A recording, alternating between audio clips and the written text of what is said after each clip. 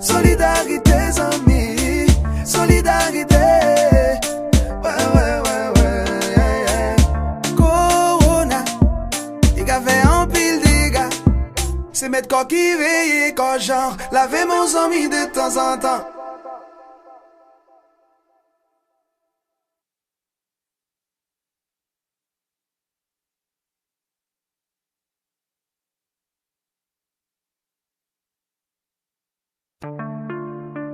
Ay, baguette l'arrête.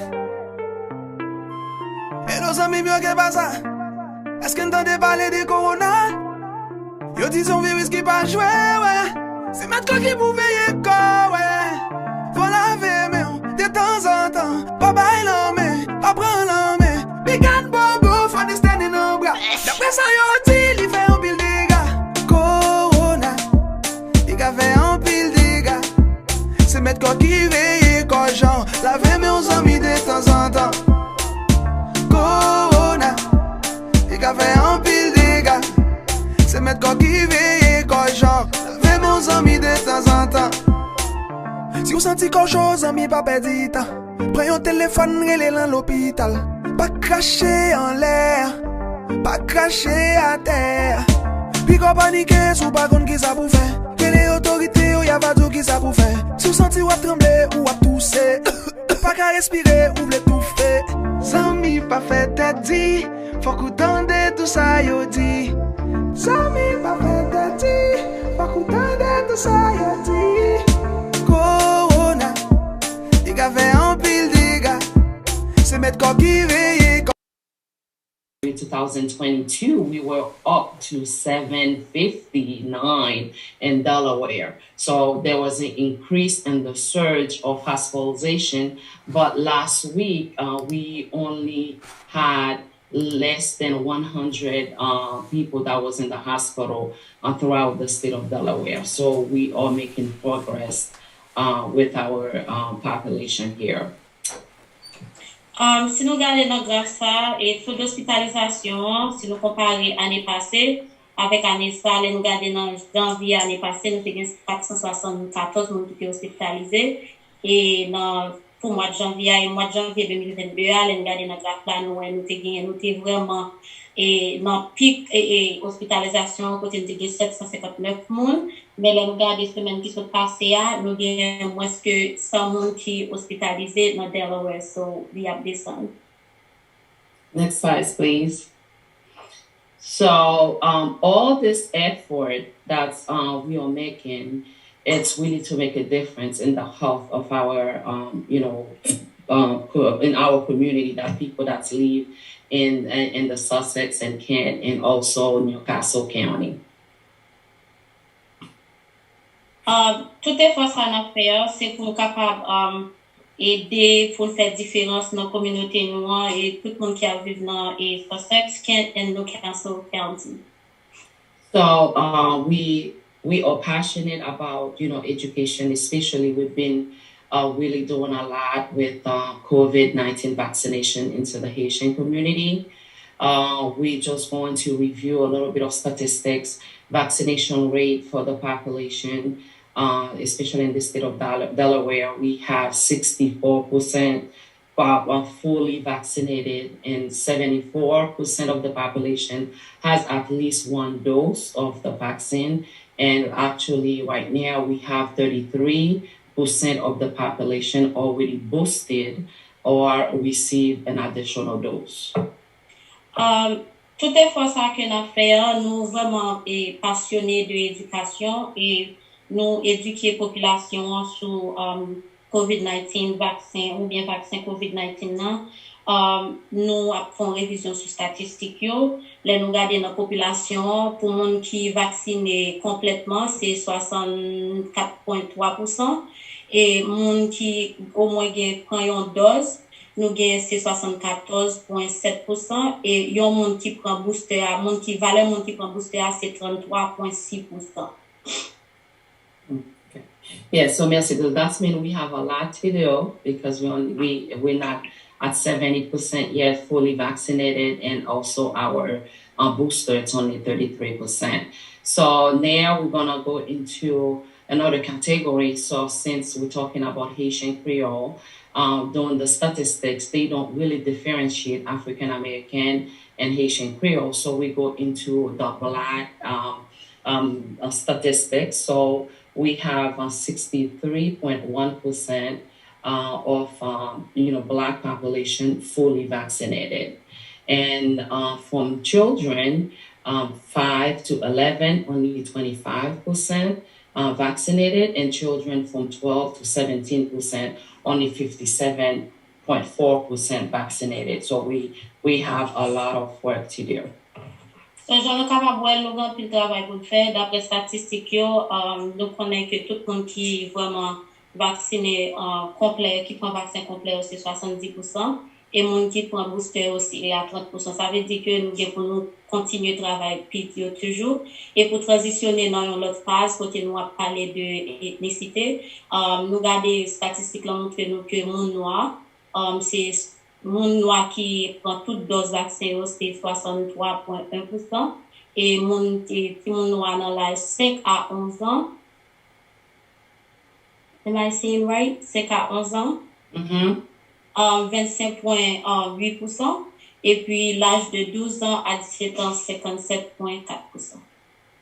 Yeah, so we do have to do a lot. So since we have a lot of Marylanders also into the Zoom, so we pull a little bit of statistics from the state of Maryland, where they have 74% is fully vaccinated. So they are doing pretty good. They are a bigger state than Delaware. They are 74% vaccinated, fully vaccinated. And also in Wacomico County, they are 53% fully vaccinated.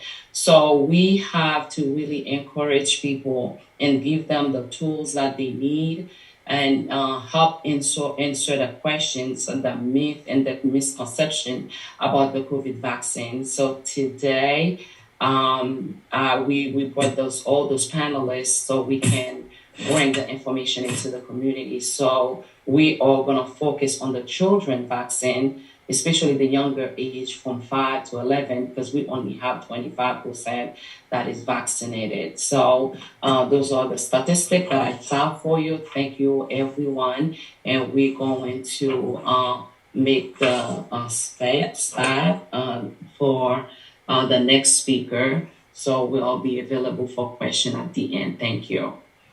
Share with me. Can you put the slide back up for the Marylanders, please? Thank you. So Tanisha, mettez slide long back up for me, please. So comme nous avons moun dans Maryland qui a regardé nous dans le webinaire là tout, et nous te venu avec quelques statistiques pour nous, et là nous regardé Maryland son état qui est plus gros que Delaware.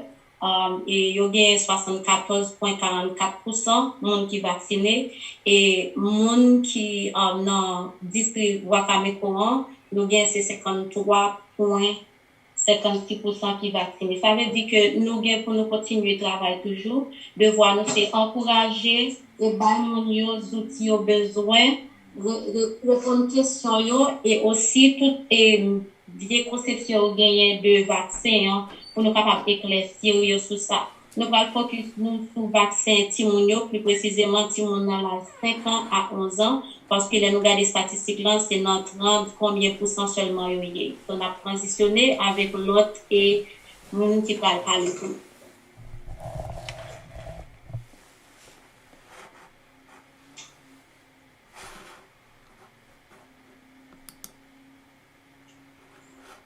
Okay, so thank you. Our next speaker is Mary Joseph. And Mary Joseph has a Bachelor's of Science degree in Community Health from Delaware State University. L'autre monde qui parle parler pour nous, c'est non lycée Marie Joseph. Il a un bachelor degré dans santé communautaire. I'm sorry, can you repeat the school? Delaware State University. Oh, not Delaware State University. And she currently works for the State of Delaware Division of Public Health.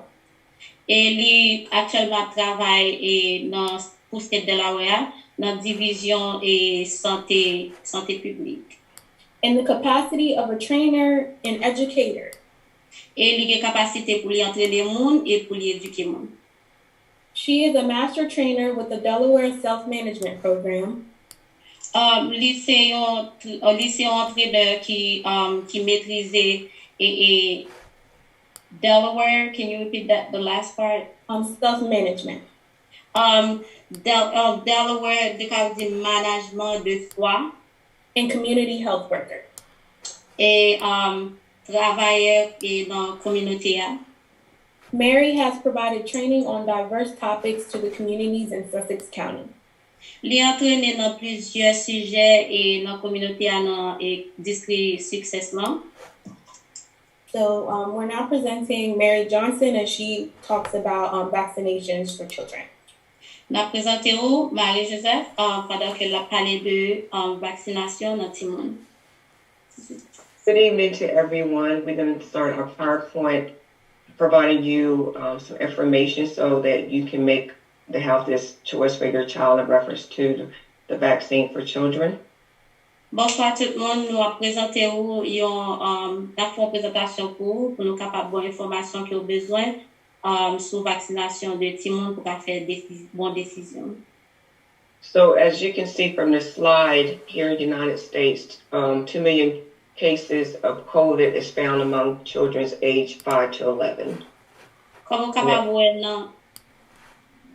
voir dans slide ça, vous capable voir que dans les États-Unis, il y a 2 millions de cas COVID dans les petits monde de l'âge 5 à 11 ans. So just like COVID can make adults sick, children can also become very sick from COVID as well. They could be hospitalized. They could have prolonged post-COVID conditions, and some even die. Même genre COVID a fait grand monde malade, il est capable vraiment causer ti moun yo malade tout jusqu'à ce qu'il arrive hospitalisé. Il est capable faire un problème juste après que vous fin infecté et long après que vous fin infecté avec COVID là et il y a quelques là de eux même qui rive mourir. And as you see from the slide, COVID is also one of the top 10 causes of death for children ages 5 to 11 as well.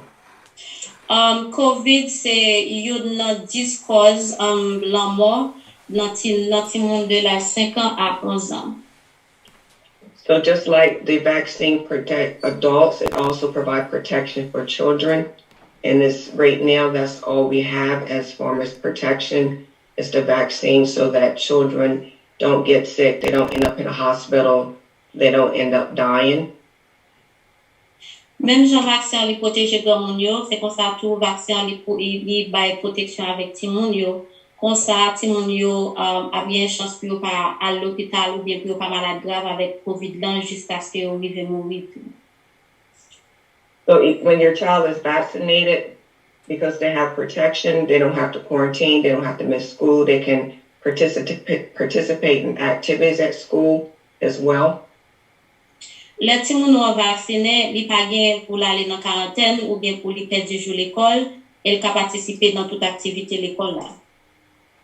And even though if your child had COVID, it's still very important that they get the vaccine because that way they have long-lasting protection against COVID as well. Et même les ti moun yo qui déjà infecté avec COVID là déjà, ça veut dire que dans une maladie, li passé maladie, il est toujours important pour capable vacciner ti moun nan parce que vaccin li bay une protection qui plus longue. So one of the questions that individuals have is basically how safe is the vaccine? So the vaccine has been proven very safe and effective for 5 and older. Just like the adult vaccine had to go through tests and trials as well, clinical tests. The same procedure was for the children vaccine as well. Une question qui gagne, en pile monde toujours demandé, est-ce que le vaccin est sans danger? Il y a, nous capables de répondre que le vaccin est sans danger et il est effectif pour, lui montrer que il est effectif pour tout le monde 5 ans et à plus, l'âge toujours. Même gens qui ont fait test, ils ont fait essai pour vaccin, les ont pas administré pour grand monde. C'est même procédure ça tout, ils ont utilisé pour vaccin qui a pas administré pour tout le monde tout. As you can see, even in the studies, the vaccine was 90% effective in protecting our children ages 5 to 17 against COVID-19 as well. Jean Camabouya et études ont montré que vaccin li plus effectif, li plus que 90% effectif dans protéger ti moun sa yo contre COVID-19 là. So once again, emphasizing that is, the vaccine is very crucial in preventing them from getting sick, ending up in the hospital, and also from death. Pour nous capables et mettre plus accent sur ça, les vaccins lui-même li protégé, li vraiment effectif, li prévenir que ti moun nan li malade grave avec COVID-19 là, li prévenir qu'il à l'hôpital et li prévenir que yo gen complications qui causent la mort. So here in the United States, more than 15 million adolescents ages 12 to 15 years has been fully vaccinated. Dans États-Unis, il y a 15 millions d'adolescents de 12 ans et à plus qui prennent toutes doses vaccins. And more than 5 million ages 5 to 11 has been fully vaccinated. Et plus que 5 millions, si on a la 5 ans à 11 ans, you get up for toutes doses vaccins. So the side effects from the vaccine are very similar to the side effects from adults. They may have a sore arm, tenderness at the site. They may experience headaches, fatigue, feel kind of sluggish. Même effet secondaire que grand moun yo expérimenté les au prend vaccin, c'est même effet ça que ti moun yo expérimenté poyet yo capable faire mal ou bien les sensibles au moyen yo capable expérimenter tête fait mal, fatigue, yo capable gain sang yo fret, yo capable gain anti la fièvre tout bas ou bien température capable anti jan élevé et puis yo capable gain douleur dans muscle. And they also may have chills, low-grade fever, and muscle pain. Yeah, you're capable de gain sans fret, you're capable de gain anti la fièvre tout bas et puis you're capable de gain douleur dans muscle. So you can use like ibuprofen to utilize to resolve the symptoms, but they also emphasize that like when our children get other vaccines, sometimes we give them like ibuprofen before they get the vaccine to prevent the fever and stuff, and they recommend that you don't do that with the COVID vaccine. Pour capable aider ti moun yo avec effet secondaire ça yo capable administrer et ibuprofène pour capable soulager yo, mais des fois avant ti moun yo kon prend l'autre vaccin, des fois on encourager parents yo administrer médicaments ça yo avant que al prend vaccin pour capable réduire et sévérité effet secondaire yo, mais yo décourager et système ça avec COVID-19 là. Bon après alors bâti moun COVID-19 vaccin, pas administrer médicaments ça yo avant que yo prend vaccin. These symptoms are normal in the body, just building protection. And some children don't have any symptoms at all. Just like some adults, they have the symptoms. Other adults did not have any symptoms at all. Effet secondaire ça yo normal, ça veut dire c'est corps qui répond et avec vaccin et système immunitaire ou à activer et nous ouais que ti moun yo capable peut-être yo capable même réponse avec adulte yo. So in the clinical trials, they did not find any serious side effects in children. And just remember too that, like I said previously, just like the adult vaccine went through clinical trials, same thing with the children. They had over thousands of children who participated in the clinical trials. And once again, there was no serious concerns identified with them. And also, this vaccine has been authorized by the FDA, the Federal Drugs Administration, just like the adult vaccine. Là nous garder dans test ou bien essai yo te fait yo, résultat ont montré que pas gagnant et effet secondaire qui vraiment grave dans ti moun yo même genre avec adulte yo, c'est même pareil pour ti moun yo pas gagnant qu'un effet secondaire qui était grave qui capable causer que yo inquiété yo, et surtout que nous devons connaître que le vaccin est approuvé par FDA, qui c'est Food and Drug Administration.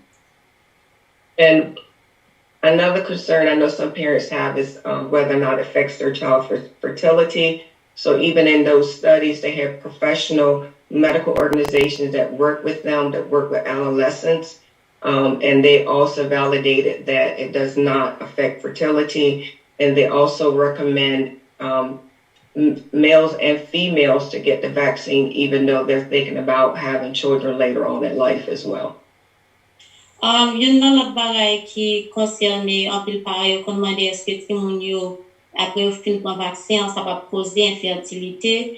Et lè nou gade nan etude yo fè yo, ensemble avec l'autre organisation professionnelle médicale que yo concerté ensemble avec yo fè étude sur adolescents yo wè que pas gen problème infertilité et yo encouragé ni filles ni garçons adolescents pour yo capable prendre vaccin. And another concern is the myocarditis. I might be pronouncing it wrong, but usually that occurs in the older children and not in the younger children, ages like 5 to 11. And this is a rarity. In most cases are mild. So when I looked it up, it says for the age group 12 to 17, the week following their vaccination was around 54 cases per million doses administered to males 12 and 17 years old. So 54 cases per million doses that has been administered to males between the age of 17 years old. Et yon lot bagay ki konserne moun yo an pil, c'est ça ou le myocardite lan. Myocardite lan c'est inflammation musculaire ou bien musculaire. So le yo te fè étude la yo gade wè yo pas jouen et problème ça nan ti moun ki gen 5 ans à 11 ans. Plus ka yo nan ti moun ki plus grand yo, et le yo te gade yo nan étude la yo te wè tellement te gen 54 cas par million de doses qui administrées. Ça veut dire que pour chaque million de doses qui administrées, yo jwen seulement 54 cas nan et adolescents qui gen 17 ans, surtout ti garçons yo.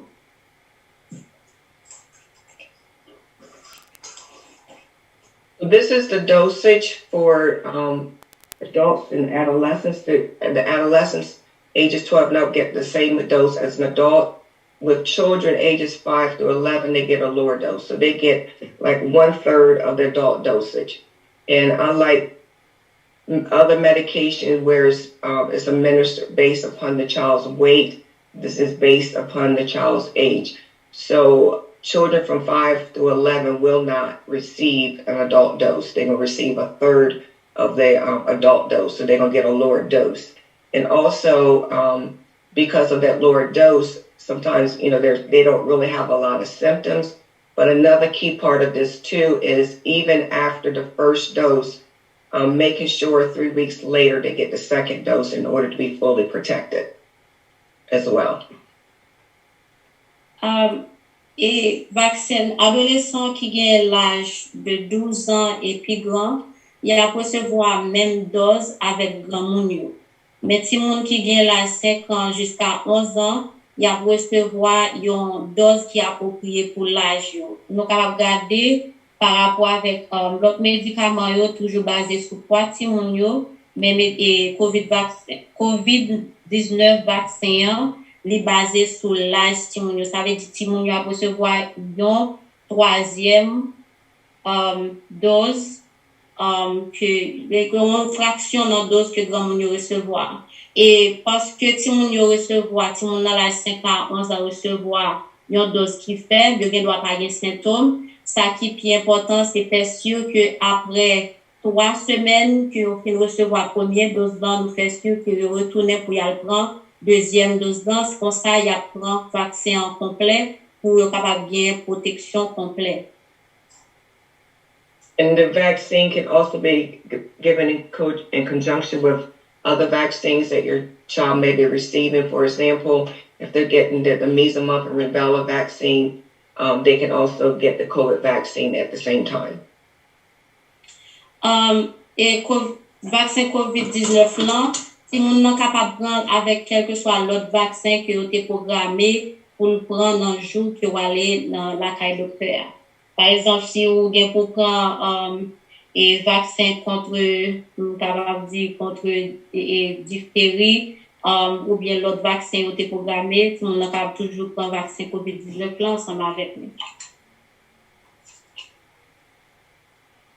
So the next slide is just showing you different locations that you can go and get the vaccine for your child.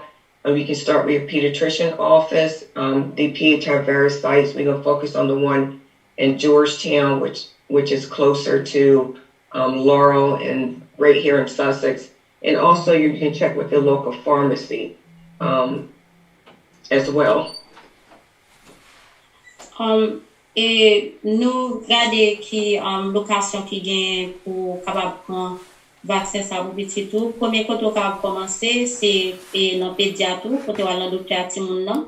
Et puis après ça gagne DPH gagne différents sites côté au bail vaccin ben a focus sur Georgetown non parce que l'équipe près Sussex avec Kent County. Nous encore capable checker avec pharmacie qui nous donne KO pour connaître est-ce qu'il y a pas administré vaccin pour petit. I will also recommend if you're interested in getting the vaccine is take a picture on your cell phone because at the bottom has the website or you can go to get more information on the vaccine pertaining to the children ages 5 to 11 and also has on there another website where you can visit as far as the youth vaccine as well.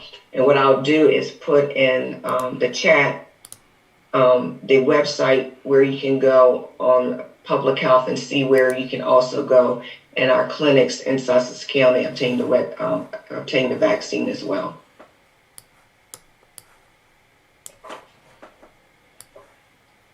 So, get your, I'm going to close on this I'm sorry. Analogy. I'm sorry. The last thing you said. I'm sorry. Let me please. It's okay. So, intéressé pour petit ou vacciné ou capable de faire photo écran dans téléphone ou kounya parce que en bas page là on peut gagner une adresse pour un site internet côté que ou capable de gagner information dans public dans santé publique nous. Il y a bien information sur le vaccin pour tout le monde 5 à 11 ans qui est capable de joindre pour vacciner et il y a information sur tout le monde 12 ans et plus surtout. Et puis notre chat là m'a écrit exactement et qui côté information besoin pour capable de vacciner petit tout. And this is the last slide. So this is the analogy that came to me as far as protecting your children by getting the vaccine. When we have young kids, we put them in a car seat. We make sure they're secure. We make sure the car seat's secure because we want to protect them just in case we have an accident.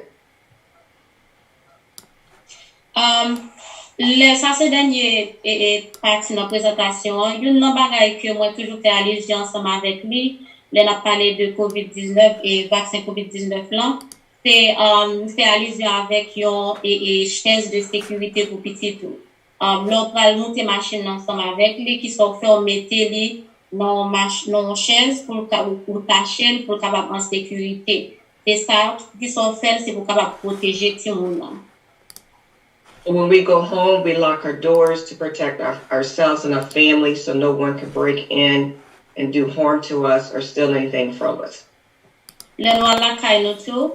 Les nous river nous fermer porte nous pour moun pas entrer la caille nous pour voler pas entrer pour pas venir faire nous mal ou bien pour pas venir voler à faire nous. So the COVID vaccine for the children, even for the adults, is another way of protecting our children ourselves from getting COVID, from getting sick, ending up in the hospital, and prayerfully no one would die. Et vaccin COVID-19 là, c'est un vaccin que nous prenons pour capable protéger tête nous, protéger tout le monde nous, qui est capable d'aider nous pour ne pas vivre malade grave, pour ne pas hospitaliser et pour ne pas arriver dans le point tout côté que l'on mort frappé pour nous. Thank you for your time. Merci pour ton.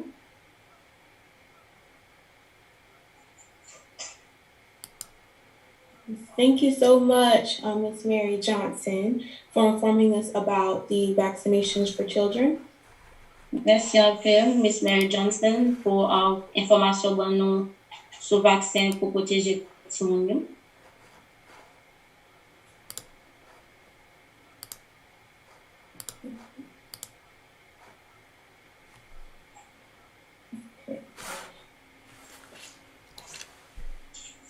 So our next presenter is Dr. Romel Krefker.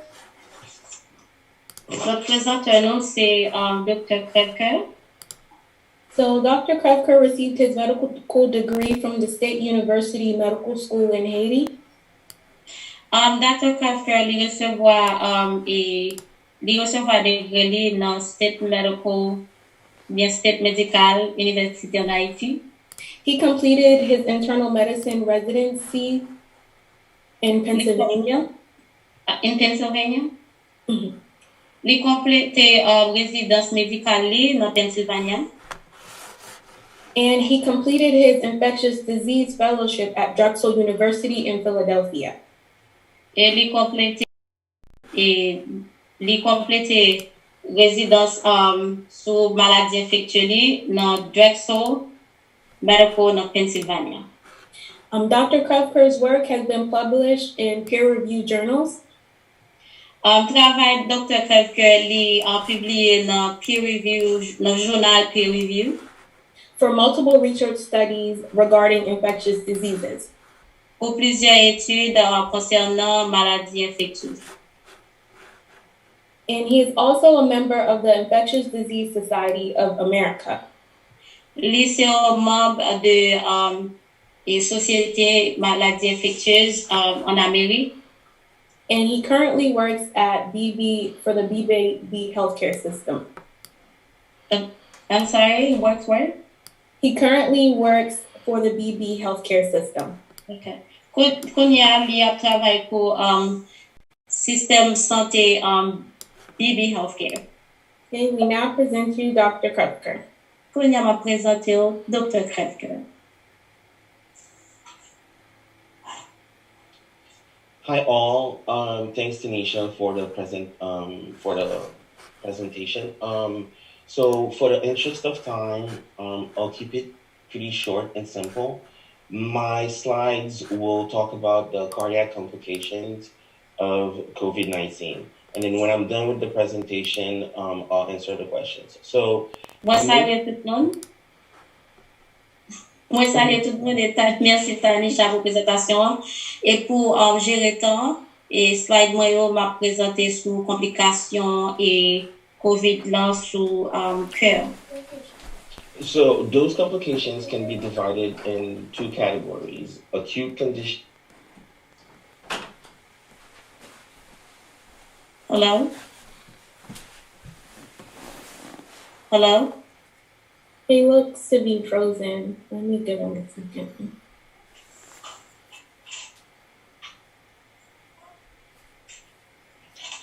Can you hear me? Now, yes. Yes. So those complications can be divided in two categories: acute conditions and chronic conditions. Conditions sont capables diviser en deux catégories. Et conditions qui soudaines ou bien conditions qui chroniques. So part of the acute conditions, there's one called acute cardiac injury, and it's defined as increased circulating troponin levels. Dans les conditions soudaines, les maladies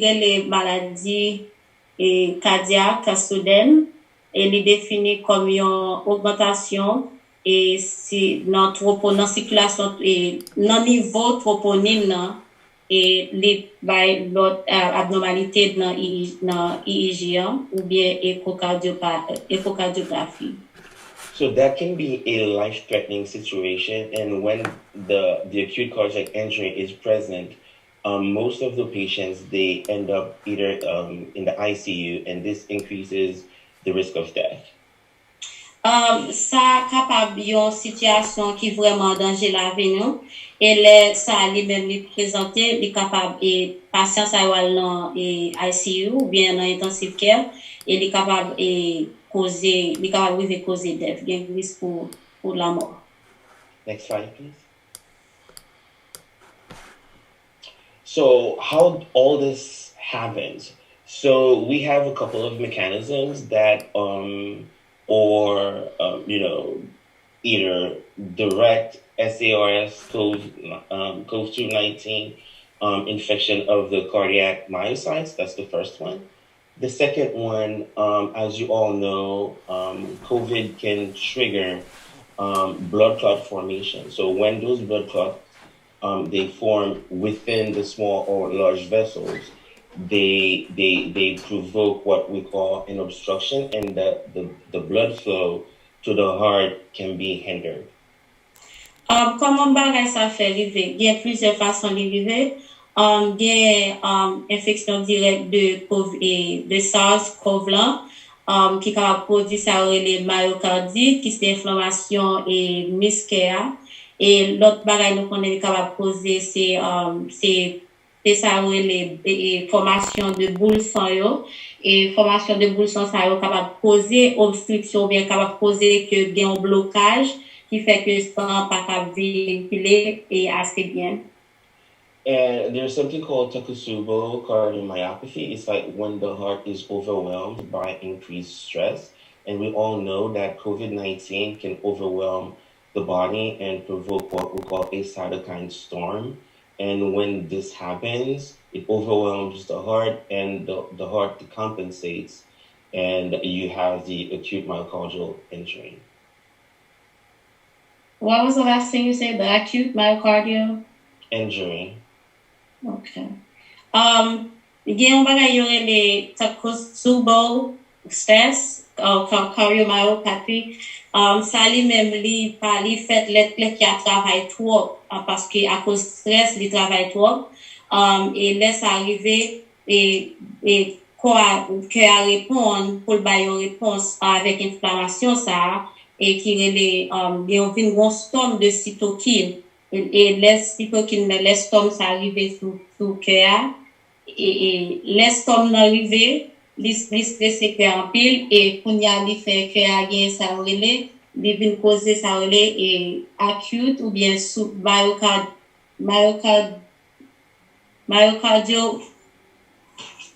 I'm sorry myocardopathy yes. Sudden. There you go. Mm-hmm. Next slide. So as we've already mentioned, the myocarditis, there's suspected early cases at the very beginning of the pandemic, but it's pretty rare, just like the we just talked about in the previous presentation. It's between 0 to 14%. J'en ai mentionné myocardite là lui-même. Il était suspect dans quelques cas vraiment bonheur et non nous était suspecté myocardite là vraiment bonheur dans quelques cas qui étaient reportés et j'en ai dit là li vraiment rare. Et si nous regardons les 0 à 14% cas que yo noté là-dedans. And again, how it works, it remains unclear. But most of those patients, the unfortunate one, they can end up having either heart failure or cardiogenic shock. Question ça fait arriver, yo pas clair sur ça. Mais en pile patient bien patient qui vraiment nous te mettre comme ça qui pas gain chance yo arrivé dans insuffisance cardiaque jusqu'à et choc cardiogénique. And in the hospital setting, for those patients, they usually benefit from the input of specialists such as cardiologists and infectious disease consultants, just to guide the therapy. So most of those patients, they end up being on high dose of medication, but again, their prognosis is pretty worrisome. Patient sa yo, le yo nan l'hôpital la kon sa, yo toujou jwen bon bénéfice nan men pile spécialiste pour cardiologue ou bien consultant de maladies infectieuses et moun sa yo toujours nan vraiment grande dose ou bien mette yo nan en pile dose ou bien niveau dose médicament vraiment haut et malheureusement que nous capable dire prognosis moun sa yo li vraiment bas. Next slide.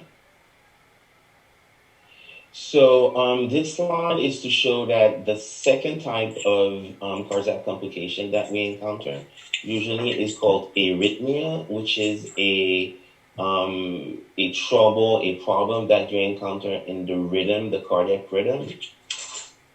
Yon lot komplikasyon kon se sa rele arythmia. Arythmia li men se yon problem que ou jwen nan rythme que ça veut dire battement que ali men devine pas normal. And most of those arrhythmias, they can be either atrial fibrillation, atrial flutter, or ventricular tachycardia. En pile nan arythmia sa yo capable fibrillation artérielle ou bien plantaire artérielle ou bien tachycardie de ventricule. And most of those patients, they end up being transferred to the ICU. 44% of them. 24%? 44. 44%. Et en pile patient sa yo transféré dans intensive care et aux environs 44% comme ça. Next slide. So we're done talking about the acute conditions. So now chronic conditions. So a lot of pre-existing cardiovascular diseases such as diabetes, hyperlipidemia, they are high risk factors for people with COVID-19, and they do worsen the prognosis in acute COVID-19 patients. Nous fin parler de conditions qui sont d'ailleurs, on a parlé de conditions qui long terme. Maladie les cœurs qui préexistent ou bien monde qui déjà des maladies cœur déjà, tant que diabète ou bien cholestérol qui haut, bagay ça yo vraiment et aggravé prognosis monde qui fait et qui fait soudainement maladie et COVID-19 là. So the patients that have pre-existing heart failure, they have a twofold increased mortality and a threefold greater risk of being intubated when they are infected with COVID-19. Patient sa yo qui te déjà gen condition sa yo, condition et insuffisance cardiaque sa yo gen yon risque de trois fois la valeur pour yo capable intuber pour yo capable intuber, ça veut dire yo met un tube pour respirer pour yo. And what was the other thing you mentioned? I'm sorry. Yeah, it's the twofold increased mortality. Et bien yo deux fois la valeur à risque pour yo capable mourir. Next slide, please. So, as part of hypertension, we all know that people that had pre-existing hypertension, they have a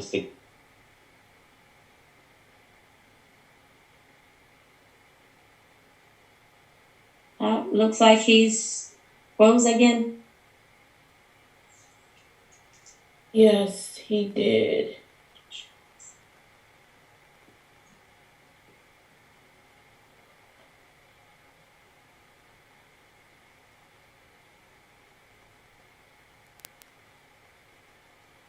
Dr. Kofker? Yes.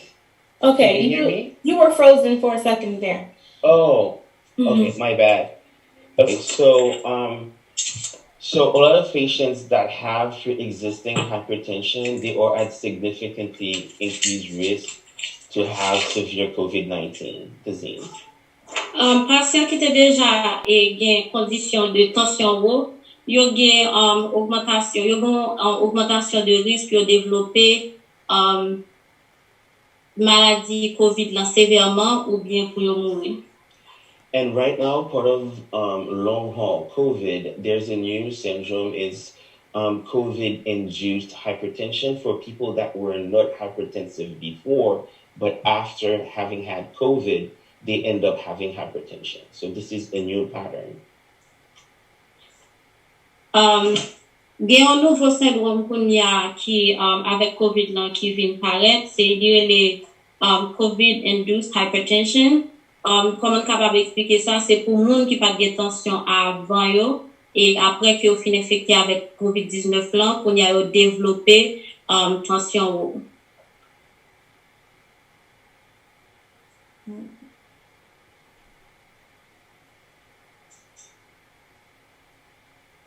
Next slide, please.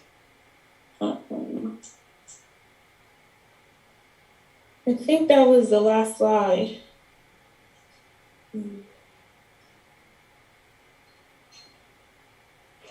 Can you hear me? Yes, I can hear you. Okay. So I'm open for the questions at the end of the presentation, of course. Moi, ouvert pour question dans la présentation. Thank you all. Merci tout le monde. Thank you, Dr. Krefker. There are currently no questions in the chat, but we will bring them up as they come along. Okay, thank you. No problem. So for our next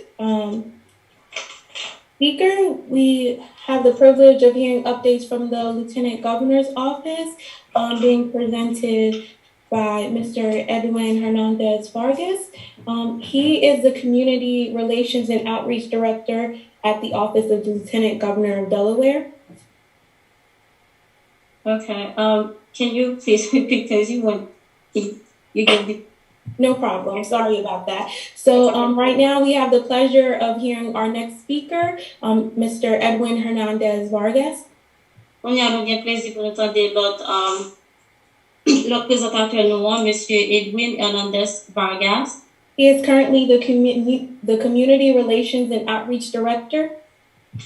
Lui c'est relation communautaire et le cap dit outreach directeur pour capable joindre tout le monde. For the Lieutenant Governor's Office. Pour office lieutenant gouverneur. Where he has served for over 2 years. Côté il servi pour plus que 2 ans. He is an alumnus of University of Delaware. Il est un étudiant de l'Université de Delaware. Where he has obtained a bachelor's degree in international relations. Côté il était pour un bachelor degré en relations internationales. And a master's of public administration. Et un master en administration publique. Edwin has partnered with many community organizations to bring events to benefit the community. Edwin est toujours partenaire ensemble avec un pile organisation pour les capables porter un pile bagage pour communauté. Now let's presenting Mr. Edwin Hernandez Vargas. N'a présenté Monsieur Edwin Hernandez Vargas. Hi, all. Thank you so much for having me here on behalf of Lieutenant Governor Bethany Hall Long. Thank you to Dr. Nadia, Julian, and Tabitha Medical Care. It's always so good to partner with you.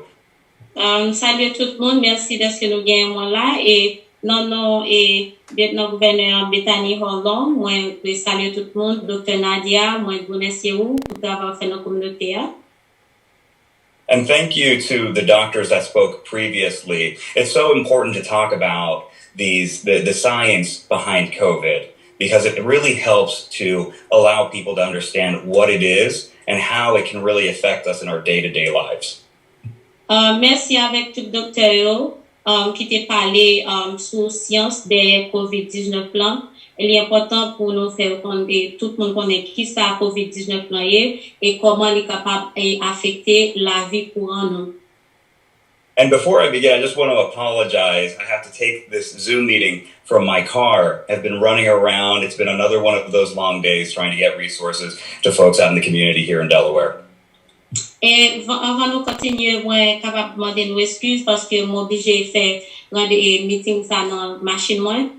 c'est une journée qui était plus longue parce que c'est une journée côté que n'a marché, fait va-et-vient et pour nous capables porter ressources pour communauté nous dans Delaware.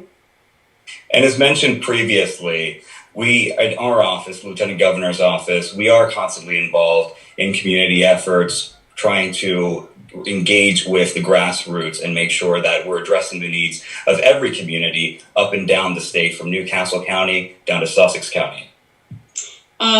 Et ça nous mentionné déjà, et office lieutenant gouverneur nous constamment et engagé nous pour nous capables et bien bonne relation avec la communauté et pour nous capables connecter ensemble avec eux, pour nous capables porter bonnes ressources que ont besoin depuis dans Sussex et Kent County. And through our calls with our Latino community leaders, our faith-based groups, and also calls with the Haitian community and our work with members like Rose Simon and Dr. Nadia, we've really been able to try to identify a lot of the cultural issues that different communities have had. Nous travaillons tout avec la communauté latino, nous travaillons ensemble avec la communauté haïtienne tout, et nous travaillons de conseil ensemble avec Montakou Rose Simon et Dr. Nadia.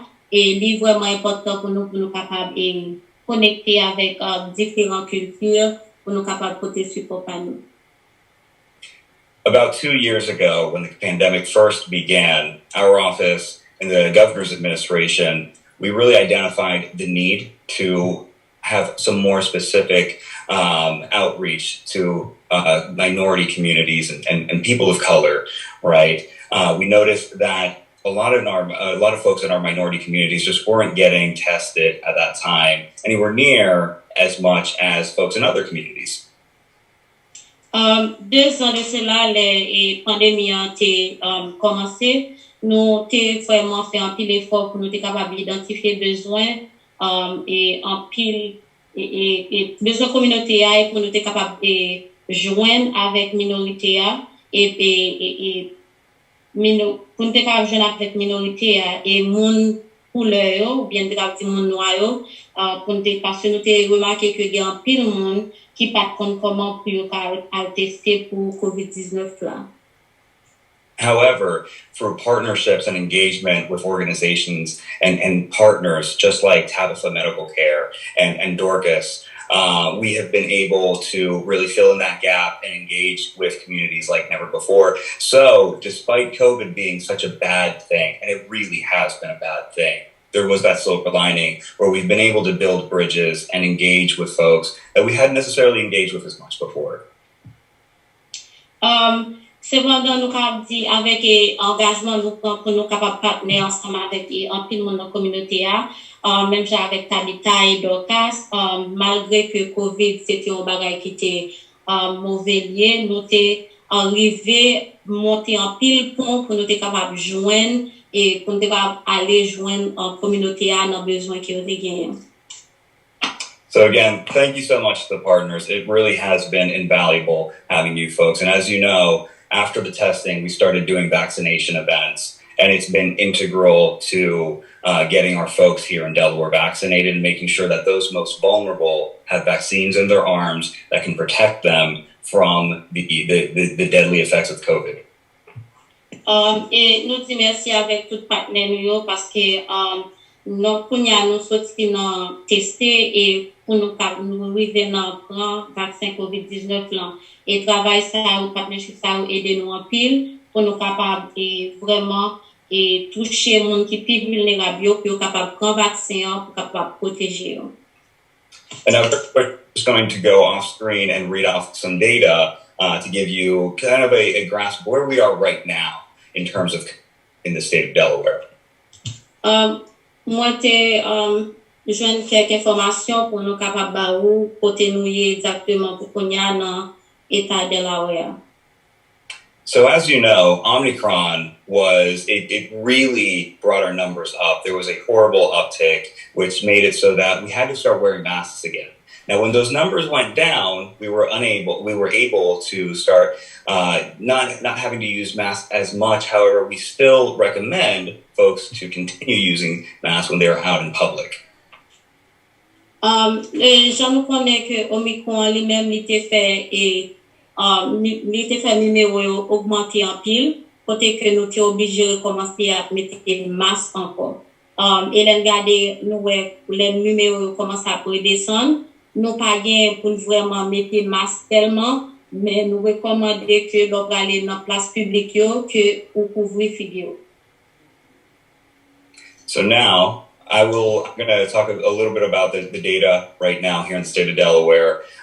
In Delaware, we have 93.5% of individuals 18 plus in our state with at least one dose. Actuellement là, et dans le state de Delaware, nous avons 93,5% d'individus qui de l'âge de 18 ans à plus ou bien plus grand qui prend au moins une dose vaccin. 72.2% of the total population is vaccinated with at least one dose. 72,2% total population est vaccinée à au moins une dose de vaccin ou bien prend au moins une dose. Percentage of test positive now is at 4.4%, which is very exciting in that we were much higher about a month ago. Pourcentage de monde qui testé positif pour qu'on y a, c'est 4,4%. Et ça fait nous vraiment contents parce que moi qui t'ai passé, nous t'ai vraiment plus haut que numéro ça. New positive cases on a 7-day average are at 110. Nouveau cas positif dans une période de 7 jours, il à 110. And finally, as I mentioned previously, while the numbers are looking much better than they were a month ago, we still have 81 current hospitalizations, with 10 of those hospitalizations being critical. Et finalement, et malgré le numéro à descendre, nous avons 81 et monde qui hospitalisé, dans 81 monde qui hospitalisé, malheureusement 10 là-dedans yo vraiment dans état critique. So as you can see, the numbers are looking better. However, we still have a lot of work to do. Jean capable là, numéro yo paraît améliorant, mais ça pas empêcher que nous avons pile travail pour nous continuer faire. We can't let up on the progress that we've had up to this point. We need to continue getting the message out, getting our families, our friends vaccinated, fully vaccinated with their first and second shot. If it's Johnson, one shot, and then the booster. Nous pas vraiment camper sous numéro 4 descendre seulement. Nous gain pour continuer mettre message dans dehors, parler mon yo pour aller vacciner. Et si c'est pour yo capable prendre tous les deux doses vaccin, si c'est Johnson nan yo prend, nous connaît Johnson nan c'est un seul piqûre, mais yo gain pour prendre un booster après ça. And I know that we all have COVID fatigue. Believe me, I feel it too. However, I continue to practice COVID guidance, COVID courtesies, so that I'm able to see my grandmother or an elderly family member that maybe is immunocompromised. Nous connaissons que en pile dans nous-mêmes, nous commençons à fatiguer avec COVID là. Et nous sommes capables de dire nous-mêmes, moi-même, pour me fatiguer avec COVID là. Mais malgré ça, nous obligés toujours pratiquer le principe pour COVID là. Et moi, toujours continuer à pratiquer courtoisie contre COVID là parce que nous devons continuer avec grand-mère moi et famille moi. So I encourage you all to continue using your masks in public. Please continue to social distance as needed, and please continue to sanitize and be mindful of each other. At the end of the day, we only get through this if we continue to be mindful of each other.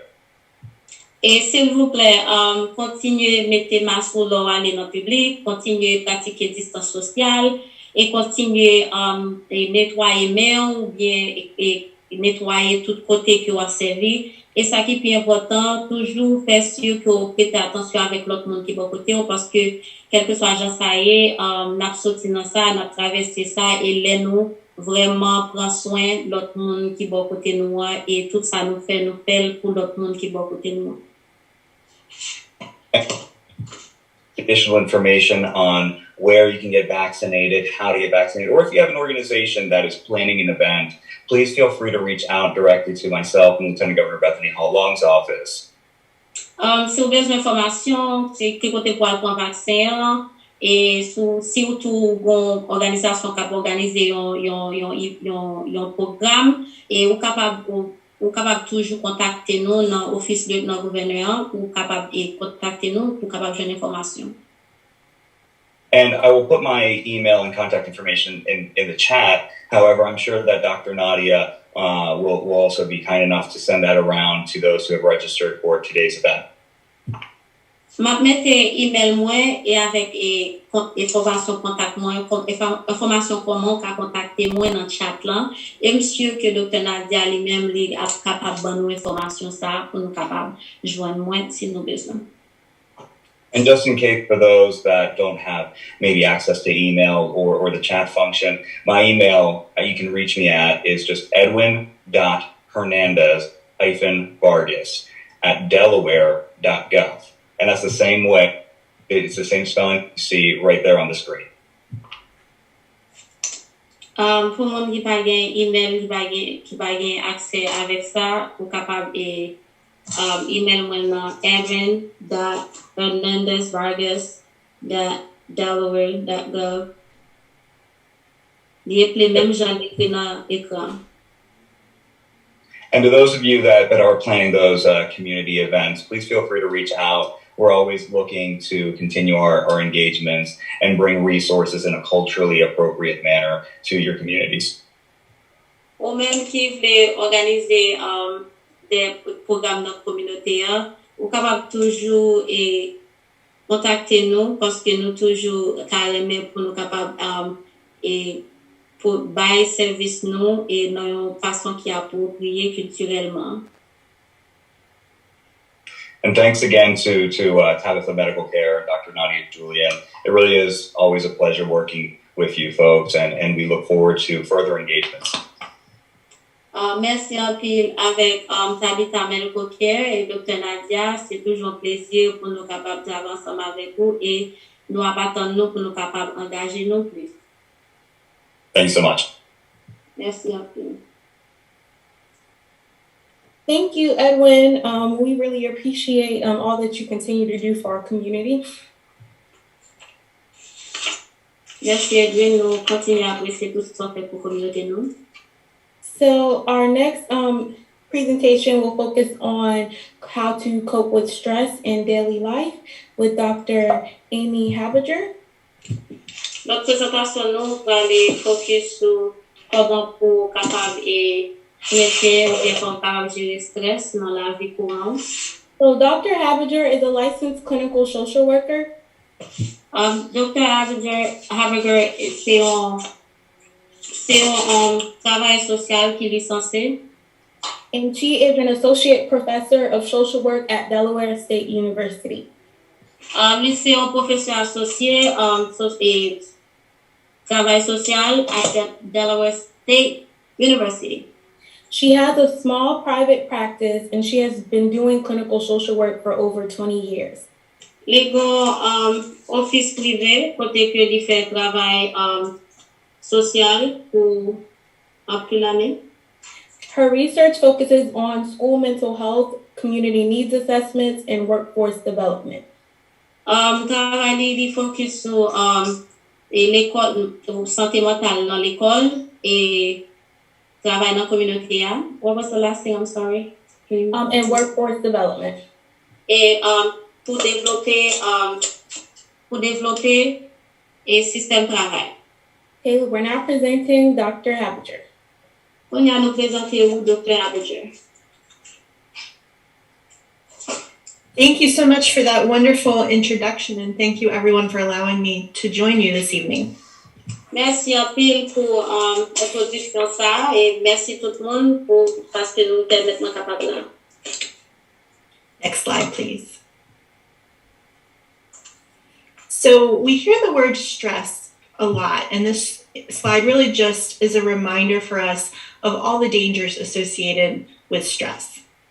Nous entendons des mots stress en pile et ça va parler nous de tout danger qui est associé avec stress. So as we know, everyone feels stress. There's good stress, there's bad stress. and it's something that we experience in our daily lives. Comme nous connaissons tout le monde expérimenter stress, il y a bon stress, il y a mauvais stress. C'est un bagage que nous jouons avec les chaque jour dans la vie. Non? However, stress over a long period of time can be bad for our health, but the good news is there's a variety of ways that we can deal with stress. Cependant, si on expérimenter stress pour un long temps, il capable vraiment pas bon pour santé ou, mais nous capable dire que ça qui bonne nouvelle là, nous gagne plein façon que ou capable gérer stress. It's important for us to recognize and not be afraid to ask for help when we need it. Just as we would ask for help if our blood sugar was raised or if we had a headache, the same is true for mental health. C'est nous devons réaliser, nous devons reconnaître et réaliser pour nous besoin demander aide. Même gens où tu es capable de demander aide sur ta si pour ta montée ou bien sur ta tête fait mal, c'est même gens tout pour soins mentaux. Next slide, please. There are a variety of signs of stress that can be experienced by most of our body systems, as we see on this slide. Gen un paquet bon signe ou bien un paquet bagay capable indiquer nous si nous stressé et ou capable garder dans et corps humain qui dans le bois. And when we talk about stress, stress can really be interchanged with many signs and symptoms related to anxiety and depression as well. Là nous parler de stress, nous capable voir en pile et symptômes yo capable vraiment tomber en relation avec dépression mentale et anxiété. So changes in our mood can be related to depression or anxiety. We also sometimes feel clammy or sweaty palms. Changement dans humeur nous les capable relater avec dépression mentale ou bien anxiété. Nous capable bien mais fret ou bien mais noir souhait. We also frequently can see a change in our sex drive. We can see changes related to digestive issues, diarrhea, constipation. Ou capable voir que gagnons et ou capable voir gagnons et en réduction dans désir pour capable faire sexe et ou capable voir ou gain problème digestif tant qu'on capable de diarrhée tout.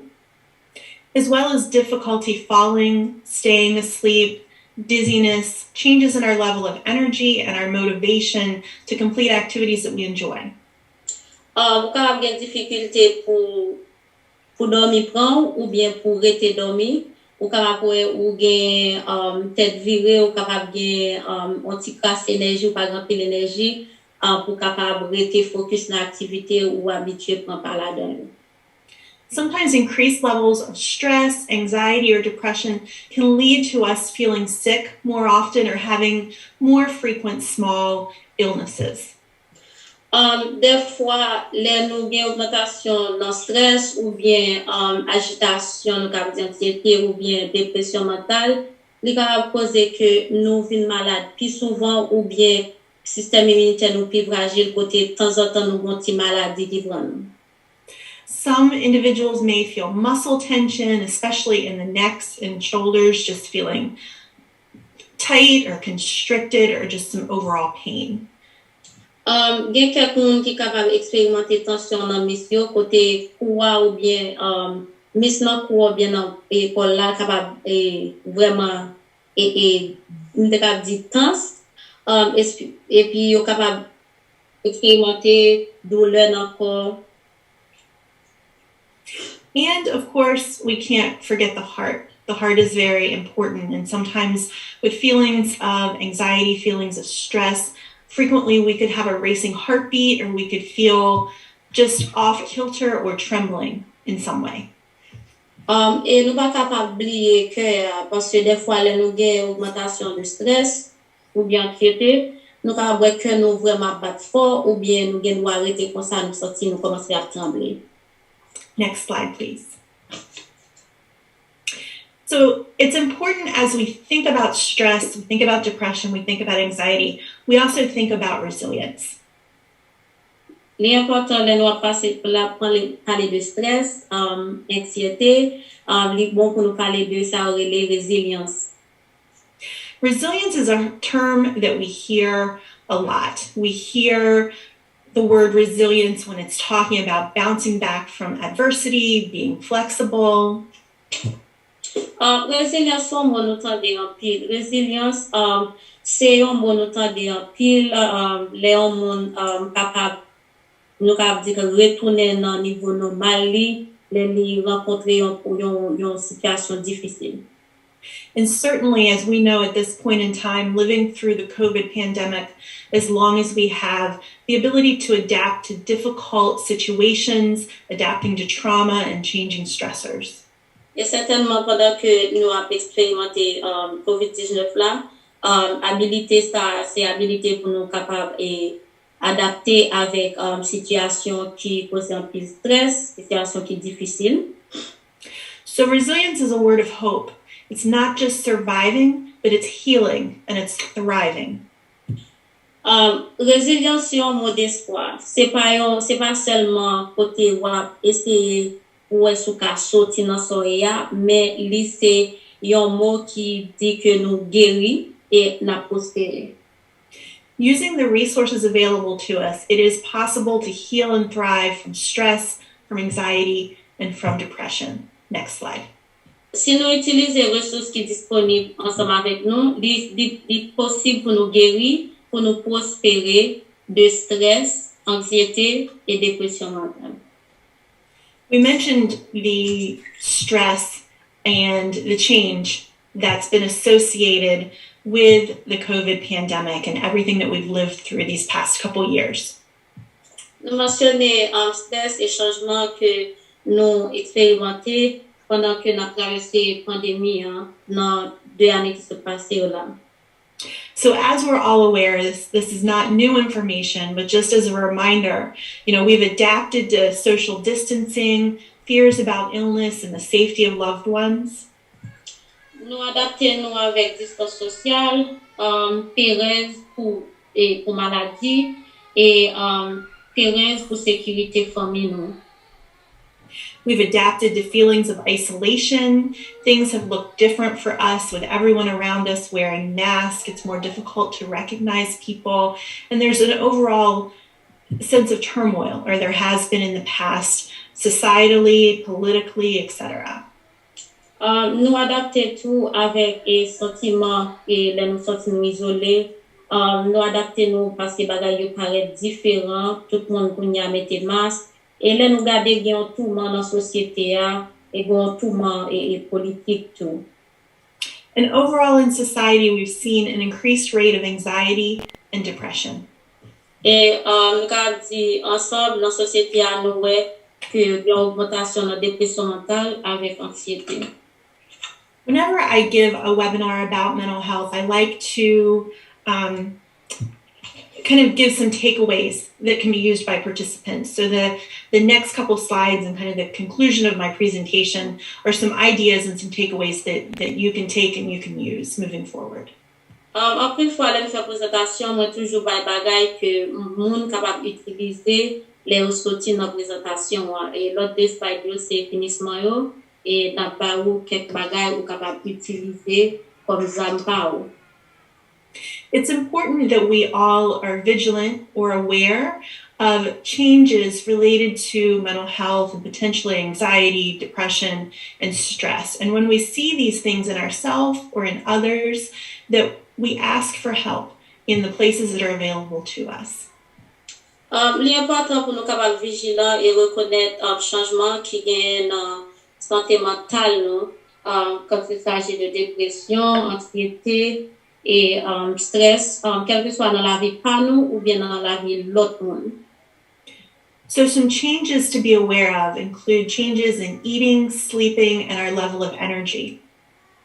Quelques changements pour nous capables de reconnaître, c'est changement dans façon de manger, façon de dormir et changement dans niveau énergie. We also may find ourselves to be more irritable, crying more, and feeling hopeless or helpless, like things might never get better.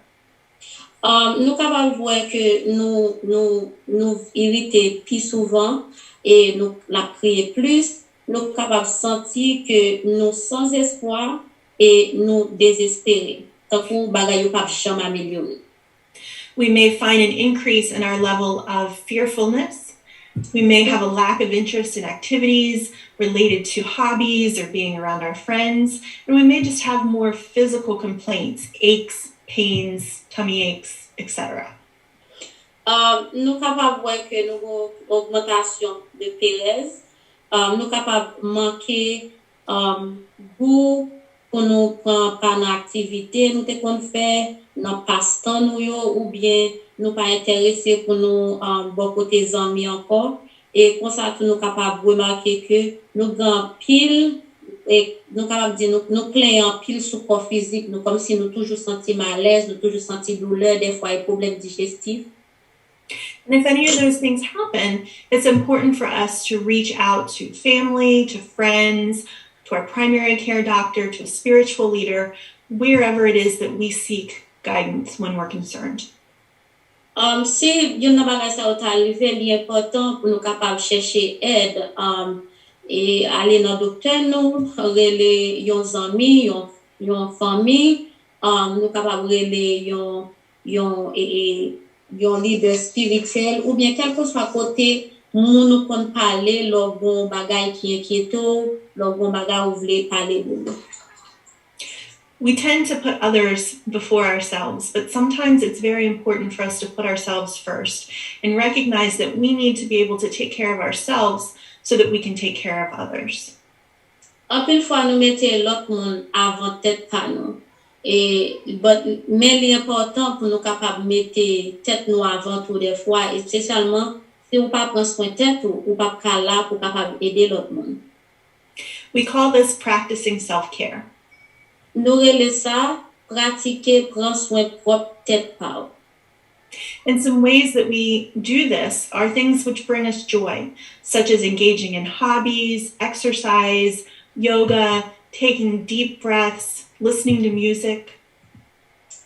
Comment pour prendre soin propre tête pa ou? C'est là où mettez temps pour faire activité que vous aimez, bagay ou qu'on passe temps là-dedans. Ou capable faire exercice, ou capable pratiquer respiration, ou capable dire dans ventre, ou capable entendre musique. Many people find comfort in listening to different types of music or gospel music, a favorite song, keeping their diet healthy to nourish their body, and completing daily exercise to stay active. Gen moun ki jwen réconfort d'entendre différents types de musique, tant que musique gospel, pour ça tout li bon pour capable kembe régime alimentaire ou vraiment pour consommer bagay qui a bon pour corps et exercice tout capable aider corps.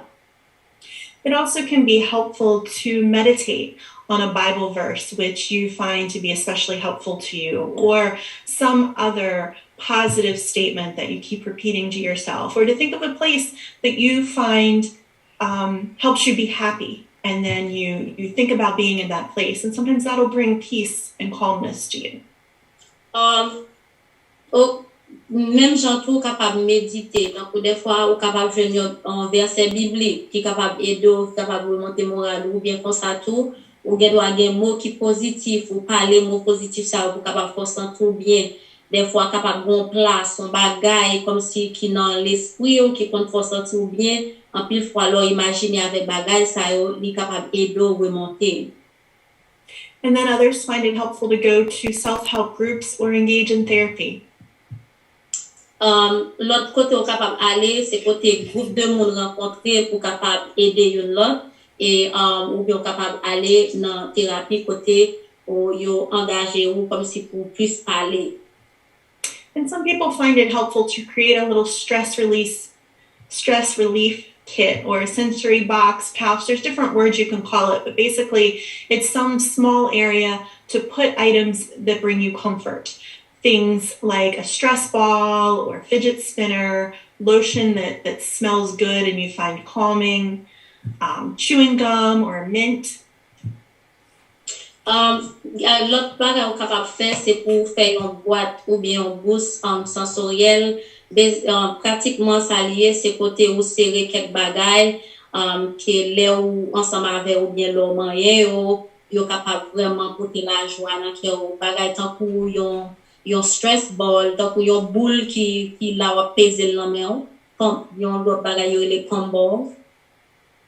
And these are all things which can help you if you start to feel stressed or anxious or depressed, to help you feel more calm and centered. And next slide, please. Bagay ça c'est bagay qui capable aider ou vraiment centrer sur vous-même pour faire sentir calme, là on passe à expérimenter stress ou bien dépression ou bien anxiété. Hopefully you found that brief overview about anxiety and depression and some different things that you can do to help yourself and help those around you. Hopefully you found that to be helpful. Nous souhaitons que vous nous souhaitons que tout ça me présente ba ou joindre yon bagay qui capable aider ou qui capable aider l'autre monde tout.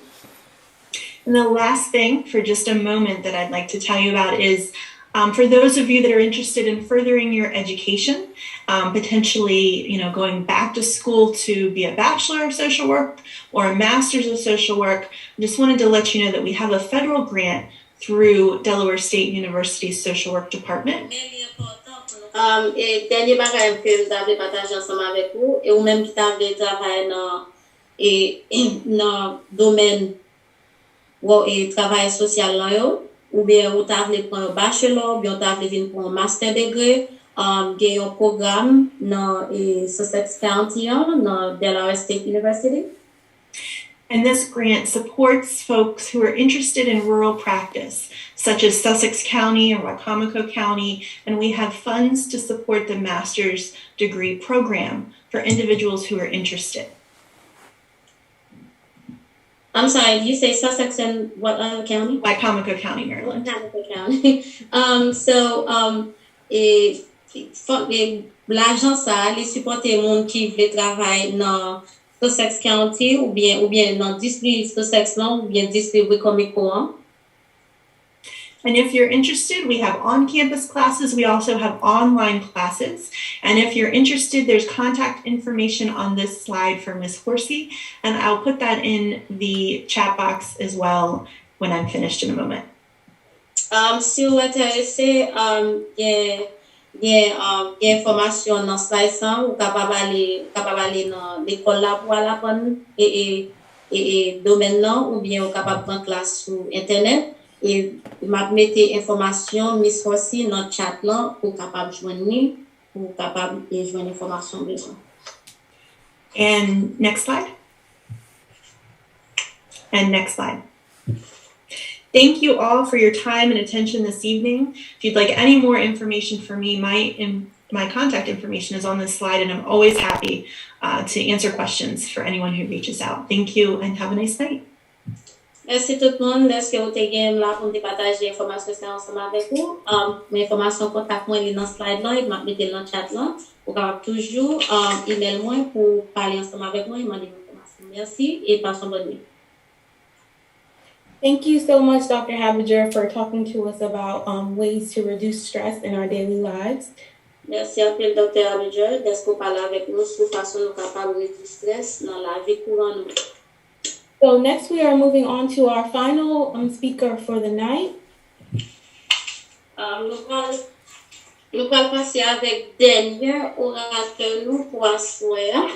We'll be talking about COVID-19 treatment updates. Qui a parlé nous de mise à jour de traitement COVID-19. So we have Dr. Esther Julian Shute. Nous avons Dr. Esther Julian Shute. She received her bachelor in pharmaceutical science in Haiti. Elle recevoir bachelor dans sciences pharmaceuticales en Haïti. And then she obtained her doctorate degree from the University of Florida. Et venue prendre un doctorat dans l'Université de Florida. Where she studied pharmacy. Et côté elle étudié pharmacie. She is currently a pharmacist for CVS Caremark. Lui, c'est un pharmaciste pour CVS Caremark. where she is the pharmacy department manager. C'est lui-même qui manager département pharmacie. She is married and has 4 children. Il est marié de 4 monde. And in her free time, she enjoys spending time with her family and reading. Notre temps et li remet passer temps avec famille et li remet li. We now present Dr. Julian Shute. Nous présentons Dr. Julien Shute. Hi, good evening, everybody. Bonsoir tout le monde. Thank you so much, Ms. Tanisha, for such welcoming presentation. Merci à vous, Tanisha, pour présentation qui recevra bien. And today's presentation, I will be reviewing with you the COVID-19 treatment update. Et pour présentation aujourd'hui, m'a réviser avec vous mise à jour de traitement COVID-19. To start, I will say that I have no financial tie with this activity. Pour commencer, je suis capable de dire que moi pas aucune connexion financière avec l'activité ça. Or any drug companies. Ou bien avec une compagnie qui fait médicaments. Well, COVID-19 has been around now for a little while. COVID-19 li là pour un petit temps déjà. And we all know how it's transmitted, what caused COVID-19, and how to prevent ourselves from COVID-19. Nous tous connaissons qui ça qui cause li et comment li transmettre et qui ça pour nous faire pour nous capables et protéger tête nous. Okay, and when we know also that this disease, when you get infected with COVID-19, the disease can range from mild to severe, even going to death. Nous connaissons que les infectés avec COVID-19 et vivent malade avec lui, maladie les sorties de maladie qui pas grave jusqu'à sévère et les capables même aboutir dans la mort. Well, and we have another presentation earlier that talked about the consequences of after effect of COVID-19, such as heart disease, lung disease, diabetes, etc. Nous, dans notre présentation, nous avons parlé de complications et de COVID-19 sur le système cardiovasculaire, les organes diabète et les organes d'autres problèmes santé qui étaient déjà existés. Next slide, please. And then so far we have a little review of how from the month of February all the way from the month of February how many people that died from COVID-19 and how many people that vaccinated and that fully vaccinated or how many people that received at least one dose of COVID-19. Et dans partie ça nous avons une révision de combien de monde qui affecté avec COVID-19, combien de vaccins, combien de monde qui vacciné et combien de monde qui vacciné en plein et combien de monde qui prend au moins une dose vaccin. Next, please. So that being said, we have a job to continue doing in order to protect ourselves from COVID-19. Ça veut dire que nous avons un travail pour nous continuer à faire, peut-être pour nous protéger nous contre COVID-19. And that's the reason why FDA has issued some authorization for some drugs to be used to treat COVID-19. C'est raison ça qui fait FDA, département et manger et médicaments administration, les bail des séries de et approval ou bien il a approuvé quelques médicaments capables d'utiliser dans le traitement contre COVID-19. And this authorization is called EUA, which is an emergency use authorization. Et autorisation ça relève au EUA que c'est une utilisation qui là pour capable aider et santé publique pour capable activer ou bien pour capable agir en urgence les en crise dans la santé publique là. Exactly. And these medications, we're going to focus most likely with the oral medications. We have the first one, molnupiravir.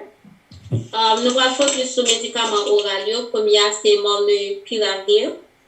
Which is used to treat COVID-19 disease, especially the SARS-CoV-2 infection in non-hospitalized patients. Li là pour traiter maladie COVID-19 là, spécialement SARS-CoV-2 dans patient ou bien dans grand monde qui pas l'hôpital, qui pas hospitalisé. Okay. This medication is a prodrug. Médicaments ça sont médicaments que yo soutenir pour yo supporter en pile. But that means a prodrug, the medication by itself, it's not effective at the start. But when you take that medication, it's there's a cascade of reaction that produce in order for that medication to become effective with the final product. Okay. So ça veut dire médicament ça lui-même peut-être parler, il pas effectif pour peut-être parler, oui assez. Ça veut dire une chaîne de réaction qui pour produire, qui pour faire le médicament ça devient vraiment efficace dans le niveau qu'il a besoin là. Am I correct? Yeah, you are correct. And the second medication we call, the brand name is Paxlovid. L'autre médicament, le Paxlovid. It's a combination of nirmatrelvir with ritonavir. Ils sont combination de nirmatrelvir avec ritonavir. And this medication is used in adult and pediatric patients 12 years and older, weighing at least 40 kilograms. Médicaments ça est utilisé le plus dans adultes et patients pédiatres de l'âge de 12 ans et plus et qui pesait 40 kilogrammes. And that medication is work against SARS-CoV-2 main protease inhibitors. Médicaments ça il travaille contre SARS-CoV-2 et il travaille comme un inhibiteur de protéase. Yeah, the enzyme that causes the disease, basically. Yeah, il travaille contre SARS là qui cause des maladies. And the ritonavir part of it, it's a booster of that molecule, nirmatrelvir, to make that medication more potent. Ritonavir c'est un booster lié pour capable faire nirmatrelvir là pour capable faire plus potent. And it works against the Omicron variant and the Delta variant as well. Il travaille contre Omicron et il travaille contre Delta variant. Next slide. And the next slide, we can see the dosage of either of those medications. For the Paxlovid, it's available oral capsule, 300 milligram of the nirmatrelvir and 100 milligram of the ritonavir, and you're gonna take 3 capsules together twice a day for 5 days therapy. The nirmatrelvir. Nirmatrelvir là, ou après 300 mg avec ritonavir, ou après 100 mg, ou après oralement 2 fois par jour pour 5 jours. Exactly. And the other medicine is the molnupiravir, and that medication is coming in a capsule of 800 milligrams twice a day for 5 days therapy as well.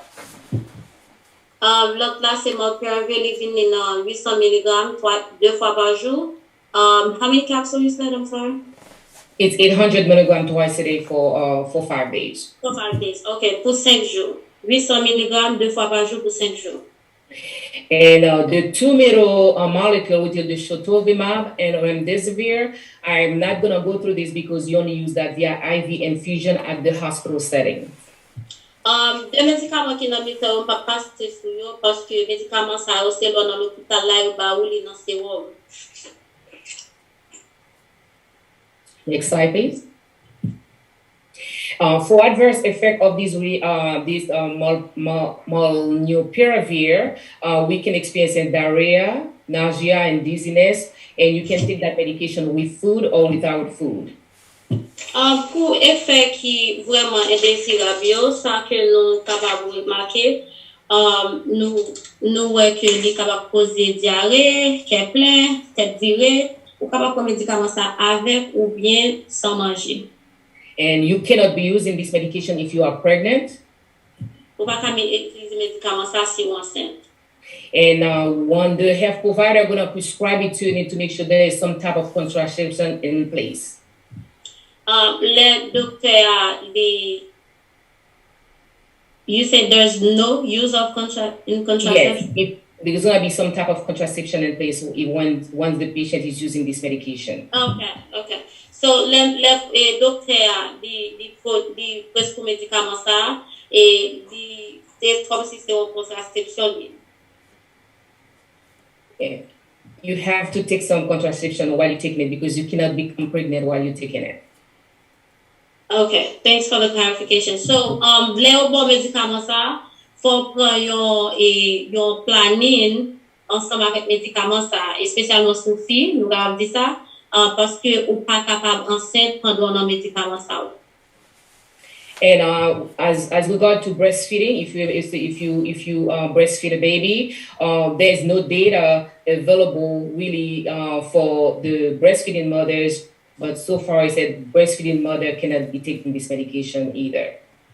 Parce que pas d'information sur femme qui a été yo, pas d'information pour ta dire si médicament ok ou bien c'est pas ok pour utiliser, so yo just recommandé pour pas prendre médicament ça si on pas été.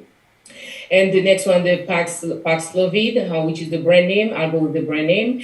The same thing, except that can cause diarrhea as well, dysuria, hypertension, and myalgia. Myalgia is like muscle pain, and dysuria where you can have some loss of taste. Paxlovid là, il même peut causer diarrhée tout, il peut causer dysphagie, qui c'est le perdu bouchou. Il peut causer tension haute et il peut causer douleur dans le muscle. And there's limited clinical safety data available for these medications because they're not approved yet by the FDA, but they have a lot of adverse effect with this medication. Pas tellement en pile information non étude yo te fait sur médicament ça yo mais malgré ça yo approuvé par FDA. And I'm sorry, Dr. Esther, the last thing you mentioned. So there's a lot of serious side effects, adverse event reaction for that medications, Paxlovid. Thank you. Et pour Paxlovid là, il y a un pile réaction qui est désirable que yo remarqué que est capable de causer. So for that reason, not safe for every patient. Pour raison ça, il pas un médicament vraiment qui sans danger pour tout patient. So your healthcare provider will work with you with your medical history, with your underlying condition to make sure if that medication is suitable for you. Docteur Wu, il a travaillé ensemble avec vous parce qu'il a révisé histoire médicale et puis l'autre condition médicale que vous capable bien pour lui analyser et ouais si médicament ça si un bon médicament pour vous. Next slide, please. So the study that showed that medications, the panel that require that medication, they proved that's why they authorized the EUA to authorize these medications to be used to treat COVID-19 when compared to placebo and the Paxlovid, it's 88% effective. Paxlovid, là nous regardons le panel là qui était et étudier médicaments ça yo c'est ça fait comme yo té choisi pour té by EUA pour té capable approuver yo là nous regarder Paxlovid là les gain 88% et 88% et effectif. Yeah, comparé avec placebo. And molnupiravir in this setting is 30% relative reduction of the risk of progression of the disease. Et molnupiravir là lui-même, relativement, il montre qu'il y a 30% réduction dans la progression maladie. Next slide, please. So other medication that's being studied to for COVID-19 disease, but that's not approved or not recommended by the panel to use. We have the list over here. I'm not gonna go through them. Ça c'est liste médicaments qui a été étudié mais qui pas approuvé pour traiter COVID-19 là. On pas parler sur liste là. Next slide, please. And let me go over, there's the last part I didn't go through, the monoclonal antibody. L'autre partie, on va aller sur lui, c'est monoclonal antibody. The monoclonal antibody therapy. So I'm going to give you a brief overview of what exactly that therapy is about. On va voir un résumé de qui ça thérapie ça est. If you tested positive for COVID-19, so tu es testé positif pour COVID-19 là. Okay, you have the choice of getting either of the oral therapy or the monoclonal body therapy. Ou capable bien chance, ou capable bien choix pour capable pour monoclonal thérapie monoclonal là. To prevent the progression of the disease. Pour capable prévenir progression maladie. Okay. Normally, our body produce antibody to protect us or to fight against infection. Normalement, quand nous produisons anticorps pour capable bataille contre infection. So if you have the vaccine, so you have antibody to recognize the SARS-CoV-2 virus. Sous le vaccin, ça veut dire qu'il y a un anticorps qui est capable de reconnaître SARS-2 virus. But if you don't take the virus, if you don't take the vaccine, I mean. Mais sous pas ton vaccin, your body is not able to recognize the SARS-CoV-2. Qu'on pas reconnaître SARS-CoV-2. So the monoclonal antibody, anticorps monoclonal. So that's a laboratory-made protein. I'm sorry, our body-made proteins. That's a laboratory-made protein. That's a chemical-made medication protein. That's a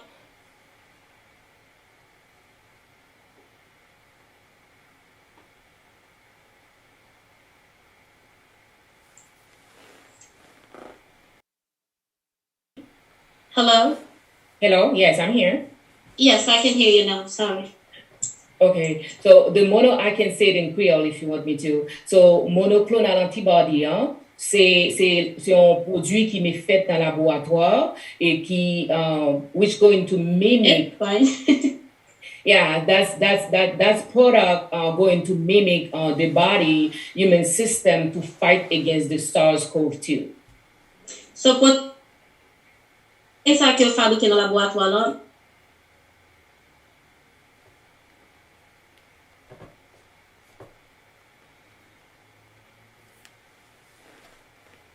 I don't know if I'm freezing or if she's freezing. I think you're freezing, so. I am? Sorry, can she hear me now? Yeah, I can hear you. Let me go ahead and say what I gotta say. Yeah, so basically the monoclonal antibody, it's a laboratory-made product. And then ça le fait, que ou prend li mimiquer, c'est-à-dire li produit même effet système a fait dans corps là, et puis pour fight infection, and it overload your system, and then that would prevent the virus to replicate.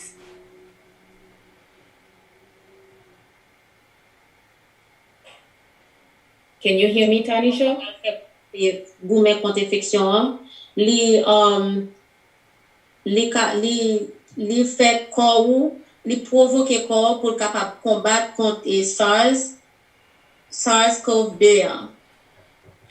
So not everybody eligible for that medication. I mean, everybody, not what I mean to say, that medication is not available everywhere. There's specific place that product is available. So you have to contact your healthcare provider. If you tested positive for COVID-19 and you have at least 5 to 7 days since you tested positive, you may be qualified to take the monoclonal antibody to prevent the progression of that disease, especially in the high-risk population.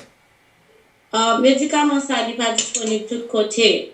Ou bien pour contacter fournisseur santé ou pour capable connaître exactement qui côté ou capable joindre si vous êtes testé positif pour COVID-19 là. Et faut gagner 5 à 7 jours dès que vous êtes testé positif là ou capable bénéficier de thérapie monoclonale là. Yeah, and you have to be a high-risk patient. Et faut son patient qui gagne gros risque. Ça veut dire que faut gagner l'autre condition médicale qui qualifie pour capable un candidat pour médicament ça. So as of right now, the best way to defend yourself is to get vaccinated. Pour qu'on y a plus bonne façon pour capable et vraiment protéger tout, c'est pour vacciner. And wearing your mask in indoor or when you go around places that have a lot of people. Mettez masque dans figure ou l'air en dedans ou bien là dans place côté qui grand pile monde.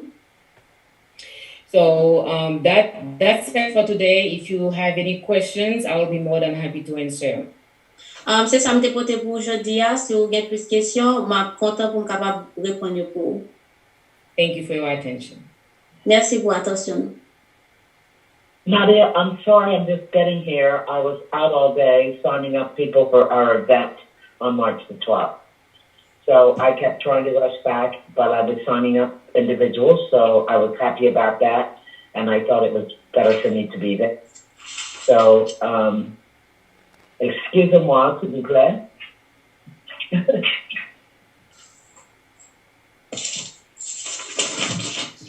Can you hear me? This is the Beaverage Copley.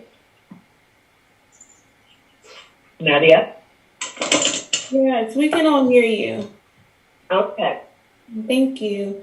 So right now, if you have any questions, thank you, Dr. Julian, for that going over the updates for the COVID medications. At this moment, if you have any questions for any of the panelists, please feel free to put them in the chat. Right now, we're gonna pass over to Bernice Edwards, who works for First State, to give an announcement that she has about an upcoming event. Merci un peu, Dr. Schut, pour mise à jour ça que vous avez porté pour nous. Et pour nous, si vous avez des questions, vous pouvez commencer à écrire dans le chat là. Et nous allons passer avec Madame Bernice Edwards, qui va passer dans une annonce pour nous. Good evening, everyone. Thank you. I think Cynthia is now on the phone. Bonsoir. Yes. Cynthia, you're on the phone. I will let you talk about vaccination, but I just want to say to everyone, thank you so much for joining this afternoon, and thank you, Nadia, for having us as your partners with First State Community Action Agency. We will be having a vaccination clinic for youth on March 12th, and Cynthia is on. So Cynthia, can you give them more details of where it is and what we're going to be doing? Hi, good evening, everyone. And I'm sorry I was during the meeting. I was out getting people signed up for this wonderful, wonderful event that we're having at the Cheer Center in Georgetown, Delaware on March 12th from 11 a.m. to 3 p.m. We're going to be we want to have the kids vaccinated. Adults are welcome. It's 5 years old and up. We're going to have face painting. We're going to have storytelling. We're going to have ventriloquists. We're going to have dancing. We're going to have everything to make every child feel great about being there and not to worry about being vaccinated. This is really important, especially in our community. We are so far behind. And I want everybody to get their kids, their grandchildren, everybody that they know that needs to be vaccinated to come and join us. We have incentives like, gifts for the children. We have gifts for the adults. This is an incentive to get the people to come to get vaccinated. This is important for the community. The children are going to go back to school right now without having a mask on. We need to protect our kids. We need to join in. We need everybody to be involved in this incentive. So it's going to be Saturday, March the 12th, from 11 a.m. to 3 p.m. This is important for our community. Health is of the utmost importance. We go to the doctors when something is wrong. This is protective medicine, and we need to be engaged in it. So please, come out, help us, support the communities. March 12th, Saturday, it's going to be dancing. We're going to have ventriloquists. We're going to have pizza. We're going to have everything to make them happy. We're going to give out gift certificates for dinner for families to go out and enjoy themselves together. We're doing everything that we can so that we can get them into the door. Please help us with this. You can call me if you have any questions, 239-410-0588, or you can call Georgia Perry, who is 302-228-7074. Help us. We need to get our kids vaccinated. We need to get ourselves, if you're not. This is important. I listened to Nadia very shortly, and I'm sorry that I didn't get there on time, but I was out. We were having a great day, and we were getting people signed up for this event. Come join us. We're going to be at the Cheer Center in Georgetown, Delaware, and that's on Sand Hill Road. I'm trying to read it because I'm in the garden and I'm the grass something there, you see. But we're going to be in Georgetown, Delaware, Sand Hill Road on Saturday, March the 12th, from 11 a.m. to 3 p.m. Join us. Get involved. It's about our neighbors. It's about our kids. It's about being healthy. Thank you. Hello. I'm finished. Hello. Tanisha? Yes. Yeah, I'm just gonna go to the event location time. Okay. And a little bit of what they're gonna have. So nous sommes bien Madame Cynthia qui se fait annoncement pour nous, n'a point pour en créole.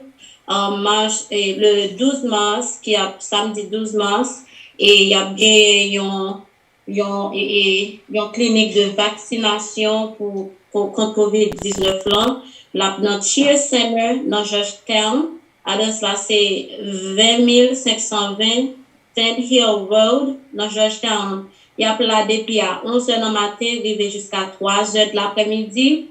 Et il y a vacciné ou même un petit monde de l'âge 5 ans jusqu'à adulte.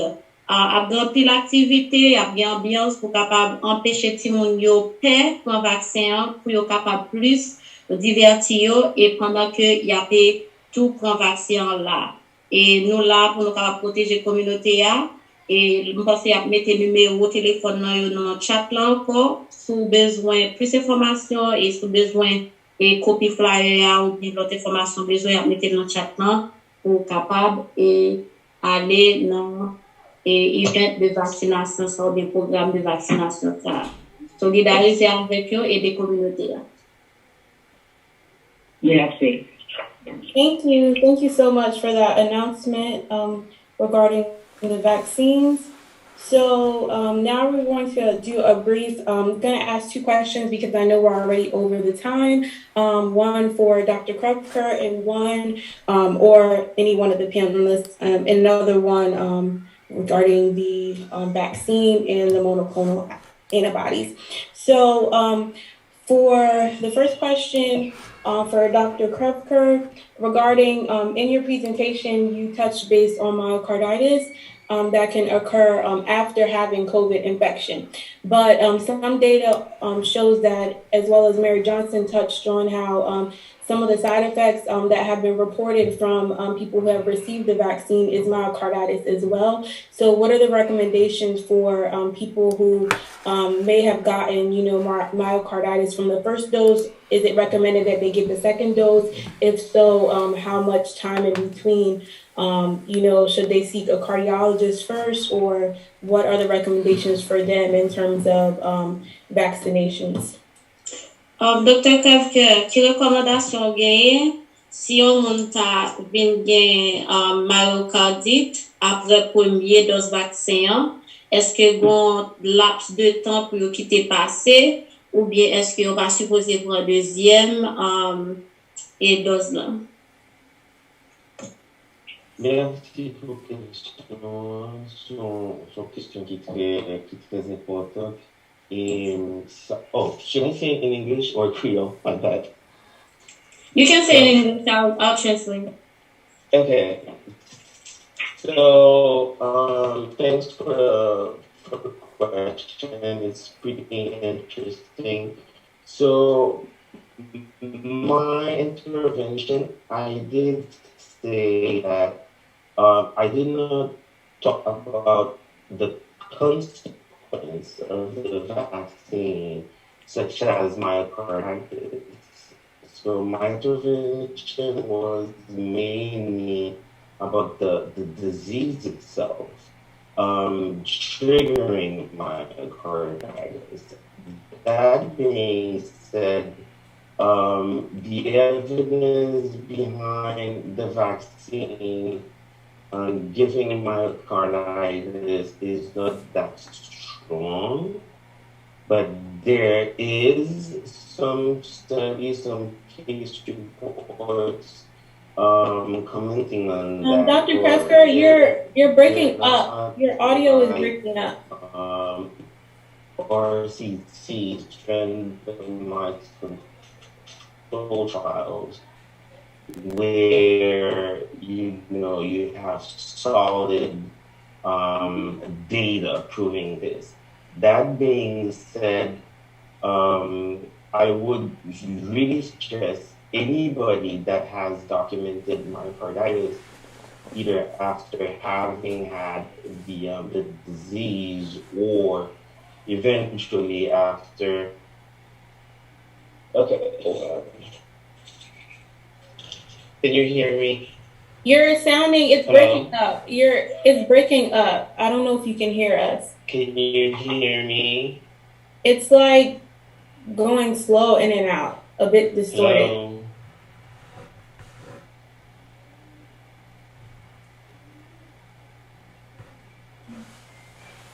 Hello? Can you hear us?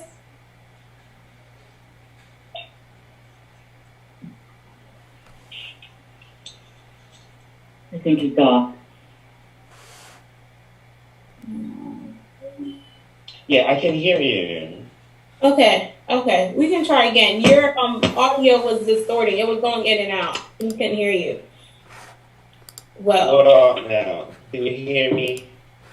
It's still doing about the same thing that it was.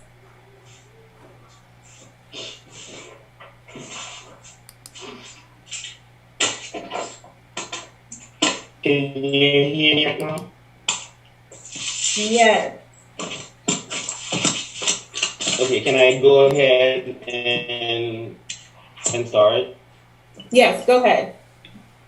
Okay, so thanks again for the question. It's a pretty interesting one.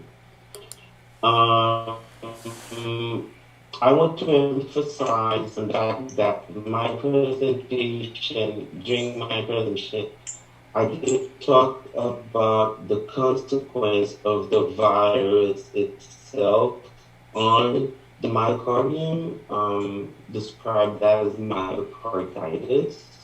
But the evidence behind the vaccine triggering myocarditis is minute. it's not that solid. It's not a randomized controlled trial. It's mainly like case reports here and there. But what I would like to say, it's either if it was directly induced by the virus, or either it was due to the vaccine, I would really advise anyone with symptoms to seek some medical advice to their cardiologist mainly. So these people would need at least a workup such as echoes, probably cardiac MRIs, and also to see an infectious disease specialist. And in the meanwhile, so they could really establish the causality of the myocarditis. If really it was due to the vaccine, like I said, the evidence here is pretty feeble, minute, or if it was a consequence of the disease. Go ahead. Sorry, Sister Ruby. Yeah, ça m'a présumé vous parce que t'es vraiment dans le commencement, t'es vraiment à couper. Dr. Kirk dit que lui a vraiment recommandé un monde qui a expérimenté myocardite pour capable vraiment consulter avec le docteur parce que et j'en t'ai dit avant, et monde qui expérimenté myocardite est vraiment relativement petit, mais et pour vraiment consulter avec le docteur parce que le pas connaît est-ce que c'est COVID-19 là qui causait myocardite là ou bien si c'est vaccin parce que le monde ça a capable besoin et des tests, des évaluations pour faire dans pour échocardiogramme, MRI et il y a besoin d'un consultant de maladies infectieuses tout pour capable vraiment suivre de près et capable faire une évaluation et traitement et au besoin et faire. Dr. Kirk, did I get it on?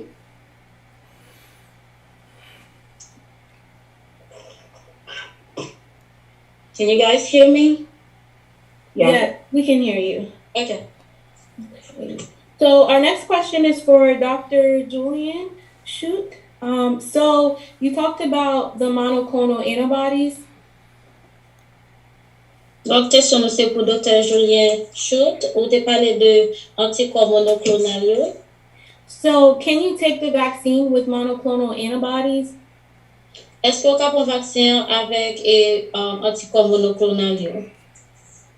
No, there's no study proven that you have to take it together. So you can be vaccinated and get and still get the COVID vaccine, get the COVID virus, but your risk gonna be very less compared to someone that did not vaccinated. But if you are not vaccinated or you were vaccinated and then you don't have enough antibody to fight the infection, and you are a very high risk, the disease can be progressed to either hospitalization or death, and then you still eligible to take the monoclonal antibody. But you cannot take the vaccine with the monoclonal antibody at the same time.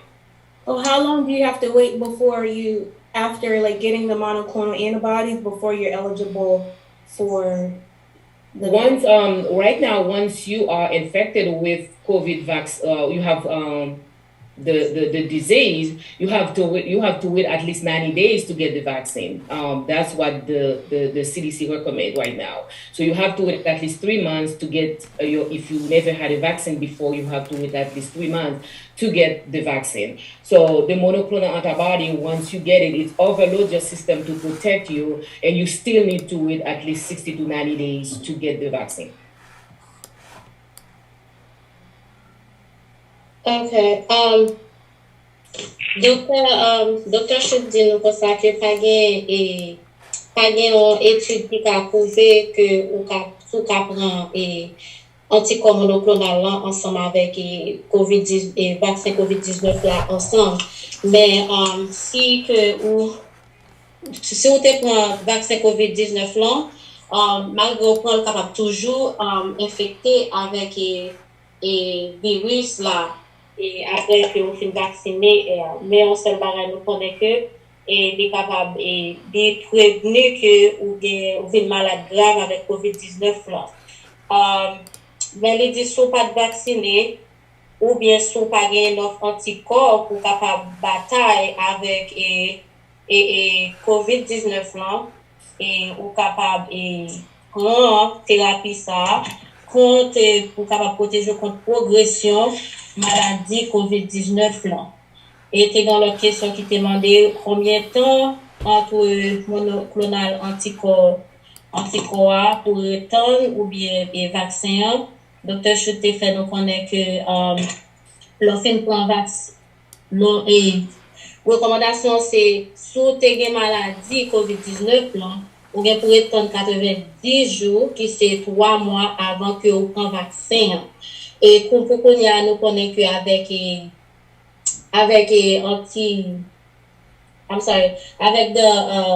anticorps monoclonal là ou bien pour être 60 jours à 90 jours après vaccin, Dr. Chute, am I correct? Yes, Après that's vaccin. correct. Okay. Thank you. So our last question is for either Mary Johnson or Nadia Julian. So, Dernière question, c'est pour Madame Mary Johnson ou bien Nadia Julien. so how long does the immunity last from the vaccine? And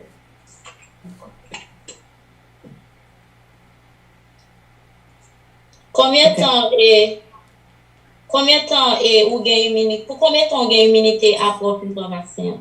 and what are the recommendations for how long between infection and from COVID-19 should a person get vaccinated after being infected? Et qui recommandation combien de temps pour mon prendre avant le vaccin? Combien de temps après on moun fin infecté avec COVID-19 là pour lui prendre vaccin? Combien de temps pour le temps pour le prendre vaccin?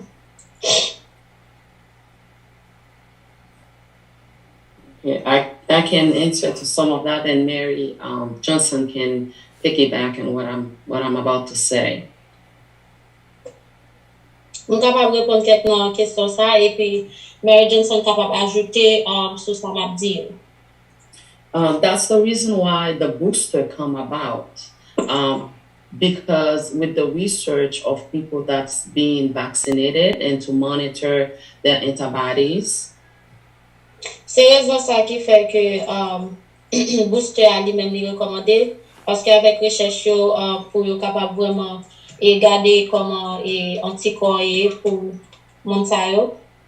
Yeah, after you're fully vaccinated, if you receive 2 vaccines for Pfizer or 2 vaccines for Moderna or 1 for J&J, so the research has found, the clinical trial has found, after 4 to 6 months, they started to see a decline into the antibody in those candidate blood. Après que vous fin vacciner complètement, 2 doses pour Moderna, 2 doses pour Pfizer et 1 dose pour Johnson & Johnson là. Recherche que vous fait montrer que après 4 à 6 mois et commencer gagner et anticorps qui dans son monde ça yo commencer vraiment baisser. Et il y a un pile facteur qui affecte the level of antibodies that somebody produced after the vaccine. It's also age and chronic illnesses and also immunocompromised patients. Gen pile l'autre facteur qui viennent en jeu qui affecté et niveau anticorps ça dans monde ça facteur ça c'est l'âge et maladie chronique ou bien et patient qui immunosuppresseur. So that's the reason why we have the booster. If the person have been vaccinated at least 5 months, they are eligible for a booster. We said booster, that means it's going to bring a boost into the immune system. So you can get more antibodies available in your blood to fight the infection if you have exposed to COVID. C'est ça que fait nous gain et ça les boosters qui capable vraiment et capable dire mettons à jour sur ça tu gain déjà et li bon pour les monde fin et prend tous les 2 doses vaccin pour le temps 5 mois pour les capables pour un booster. Ça veut dire que lui-même la balle ajout à ça t'es déjà gagné, à anticorps t'es déjà gagné contre COVID-19 là. So I think I don't know if Mary Johnson can answer the other questions that talk about how long you have to wait to be vaccinated after you got COVID. According to CDC, if they have COVID, they need to wait until they recover fully from the illness and discontinue isolation, that's with or without symptoms. It doesn't give a specific time frame, but basically looking at you being completely recovered from COVID and discontinue isolation before you can get vaccinated. And did you mention without symptoms? Even if you don't have symptoms, it's the same criteria. Okay. Pour qu'on n'y a pas vraiment un critère de temps, pas une période de temps, mais nous connaissons CDCA, lui parler de monde qui malade, qui fait maladie COVID-19 là, pour attendre que yo rétabli complètement et pour yo toujours être dans isolation et avec ou bien sans symptômes. So, pas une date concrète, pas un temps concret que vous mettez sur lui. Thank you to the panelists for answering those questions. Merci pour répondre à ça. So we are at a close, so we want to give a big thank you to Nadia, to Dr. Habiger, to Dr. Krevker, to Mary Johnson, Edwin, Bernice Edwards, and Steve, who gave the announcement, everyone who and everyone in attendance tonight. Nous allons finir, nous dire merci avec tous les présenteurs, Dr. Nadia, Dr. Habiger, Dr. Krevker, et Dr. Schultz, et tout le monde qui était sur la plateforme ça et qui était attendu ou bien qui était dans l'audience là qui t'attendait le webinaire ça. Excuse me, I had one question. I tried to put it in the chat. I'm Corinne Collins Spiller. I'm a pastor and I'm also a nurse for 46 years. Do you know if there's anything on the horizon for those people that are either allergic to vaccine components or have had an allergic reaction to one of the vaccines, a cardiac reaction, and are not able to take the boosters or the rest of the vaccines? Is there anything on the horizon for them? Thank you. Est-ce que vous connaissez il y a rien que y a produit, un médicament qui a produit pour monde qui fait allergie avec une ingrédient qui dans vaccin ou bien un monde qui était galère réaction allergique avec le vaccin spécialement et partie qui réagit sur que est-ce que bon bagage a développé pour monde ça? So far, I mean, everybody can read something. So far, we have not, no research, haven't come out yet or talking about, for allergic reactions for the vaccine. As far as it's especially, for the flu. So for people that are allergic to certain component of the vaccine, so they have one type of flu vaccine that they can take. Since the COVID vaccine is new, is on the midst of research and changing. So I have not heard or I have not read anything. I have not read anything about for people that have allergic reaction. This is the type of vaccine that's now being studied for them. So I haven't heard anything or read anything about that yet. So I don't know if the other panelists have read anything or heard anything. Pourquoi il n'y a pas gagné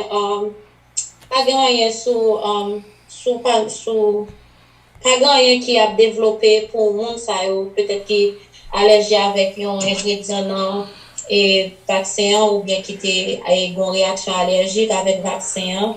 Et même je ne dis pas comparer avec flu, si mon allergie avec un type de vaccin, bon choix pour l'autre. Mais pour qu'on y a COVID-19 là, les nouveaux, il est toujours en voie de recherche, toujours une étude qui a fait sur lui, pour qu'on ait un bagage qui est vraiment développé et un médicament qui est développé pour catégorie mondiale.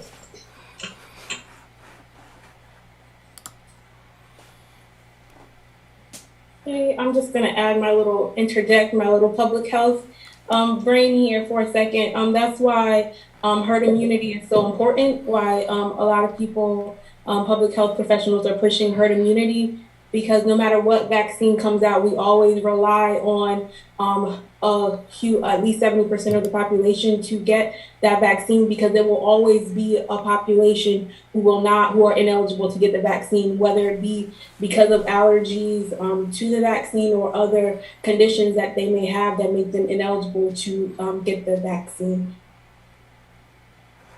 Ma peux ajouter avec connaissance dans la santé publique, c'est ça fait que nous mettons en pile l'accent sur l'immunité communautaire et parce que grand pile individu, en pile monde qui peut-être pour une raison pour le pas prendre vaccin, quelle que soit c'est en raison à une réaction allergique qui a été gagnée ou bien quelle que soit la condition qui empêche que vous preniez vaccin, toute population vaccinée est augmentée. Protection, moun sa yo peut-être qui dans catégorie côté que yo pas capable vaccin.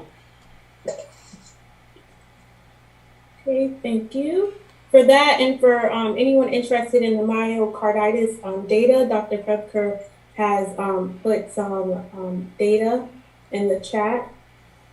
N'importe monde qui est intéressé dans information sur myocardite là, Dr. Krepker lui fait mettre quelques informations et dans le chat là, on est capable de récupérer l'information, ça on est capable de lire ou peut-être pas ou après. Okay, so again, I want to give a big round of applause and shout out to Woodland Florestal from APAC, Anglais Parler Haïtien Comprendre for their interpretation services tonight. Et je voudrais remercier Woodland Florestal avec APAC, Anglais Parler Haïtien Comprendre, qui était by service lié à Soya. Thank you for having us. Yes, and also rethanking the University of Delaware, Radio Oasis for broadcasting this webinar for us. Nous remercions l'Université de Delaware et nous remercions Radio Oasis qui t'a transmettre webinar ça pour nous. And a big shout out to Lamar Love Ministries, who's also broadcasting the webinar live for us on Facebook. Nous remercions Lamar Love Ministry qui toujours t'a diffusé webinar ça live sur Facebook. So to close, I'm going to pass it off to Nadia Julian for the closing remarks. Pour nous finir, on va passer Nadia Julien pour remarquer. Je dis tout le monde merci qui t'a suivi le webinaire ça et qui t'a attendu nous dans Radio Oasis. Nous dit tout le monde merci et marketing manager nous Fritz Judy nous dit un grand merci. Tout partenaire nous merci. We thank everyone who was really here and being part of this webinar. We thank all of our partners. We thank our marketing manager here, Fritz Lucen. Thank you very much. Thank you. And thank you, Radio Oasis.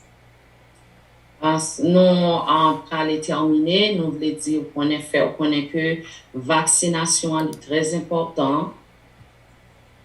We're going to close, but we want to emphasize to you that being vaccinated is very important. C'est une façon pour capable protéger tête et protéger communauté. It is a way for you to protect yourself and the community. Même Jean avec Tanisha dit, nous besoin développer une immunité commune. At least les 70% de la population est vaccinée. Just as Tanisha just mentioned, we need a herd immunity. So that we can increase, and when the 70% of the population is. So, nous avons besoin de porter une grande attention avec anti-immuno qui est éligible pour être capable de prendre le vaccin. Ou connaître Habitat Medical Care, il est là pour être capable d'informer et pour être capable de répondre aux questions. Si vous avez une question que ou ta remen pose sou vaksin, ou konen klinik lan li la, li louvri, pot li chak jou pou ou kapab visite nou nan Laurel, as kote nou ye nan Laurel la, nou bay vaksin chak vendredi, chak samedi, et nan klinik lan, et si ke ou rele nou, nou ka mette apodman pou ou bien encore, ou kapab marcher et vini pou vaksin. We would like for you to pay close attention to the children who are of age to receive the vaccine. We are down in Laurel in our office. You can reach out to us for all your questions and we'll provide the answers to you. We do administer the vaccine. We administer the vaccines on Fridays and Saturdays. If you call us up and you schedule an appointment, we'll be glad to schedule you an appointment, or you can also walk in and to get vaccinated. So, Tabita Medical Care li la pou li kapap pran soin ou, soin santé ou, ki soit besoin médical que ou gen.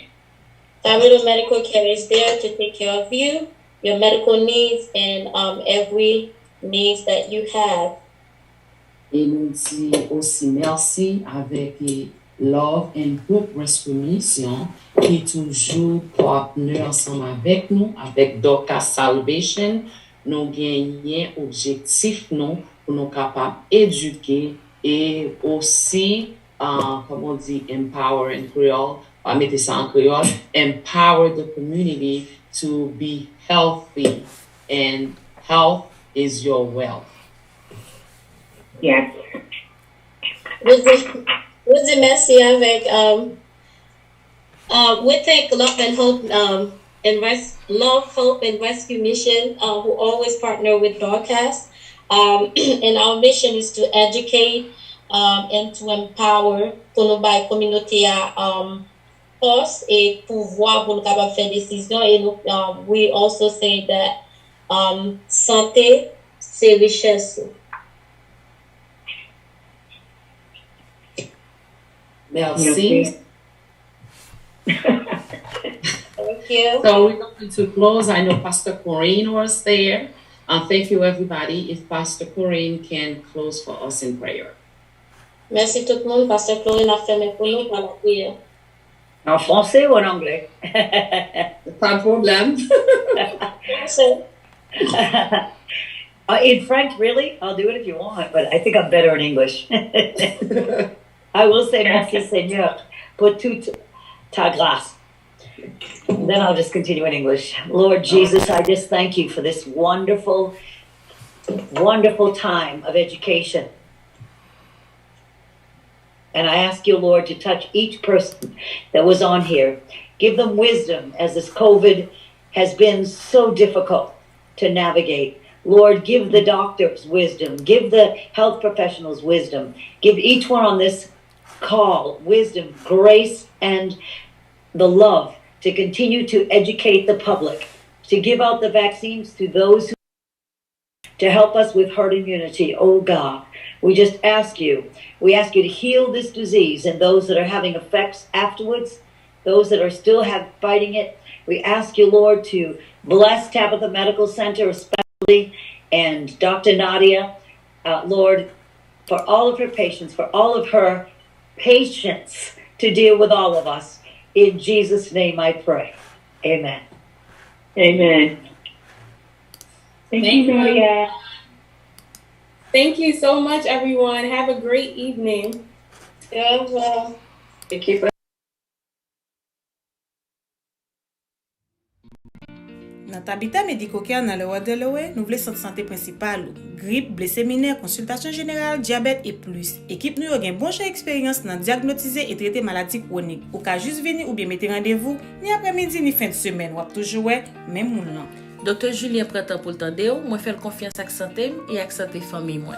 Et Video Emergency, vini wè nous dans Stone Creek complexe sur route 13 là dans le Ward Delaware. Tabita Medical Care, yon men guérissant ak yon cœur passionné.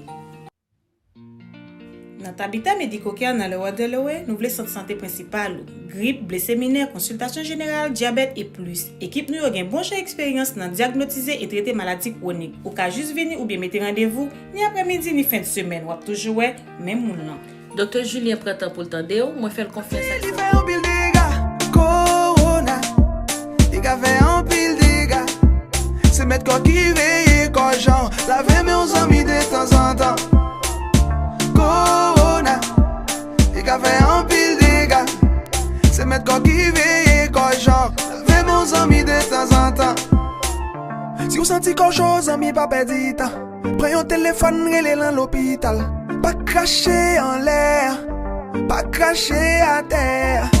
Puis qu'on panique, sous pas contre qui ça pour faire. Quelle est l'autorité ou y'a pas tout qui ça pour faire. Si vous sentez ou à trembler ou à tousser, pas qu'à respirer ou l'étouffer. Zami pas fait tête dit, faut qu'on tende tout ça yo dit. Zami pas fait tête dit, faut qu'on tende tout ça yo dit. Corona, il a fait un pile dégâts. C'est mettre quoi qui veille, quoi genre, laver mes amis de temps en temps. Corona, il a fait un pile dégâts. C'est mettre quoi qui veille, quoi genre, laver mes amis de temps en temps. Solidarité, solidarité, amis, solidarité. Ouais, yeah, yeah. Solidarité, solidarité, amis, solidarité. Ouais, Corona, il a fait un pile dégâts. C'est mettre quoi qui veille, quoi genre, laver mes amis de temps en temps.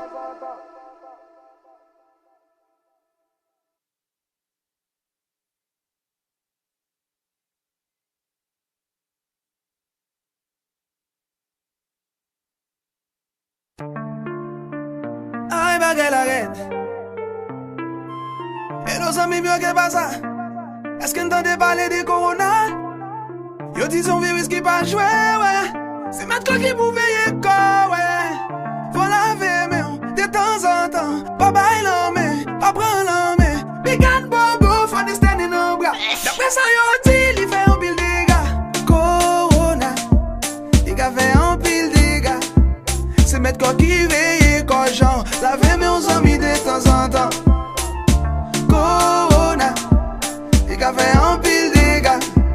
C'est mettre quoi qui veille, quoi genre, laver mes amis de temps en temps. Si vous sentez quelque chose, amis, pas perdu temps. Prenez un téléphone, relez dans l'hôpital. Pas cracher. Ay, baguette arrête. Et nos amis mieux que pas ça. Est-ce qu'on entendait parler de Corona? Yo dis un virus qui pas joué, ouais. C'est maintenant qui pouvait y quoi, ouais.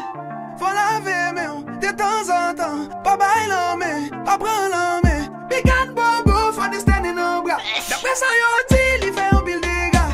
Corona, il a fait un pile dégâts.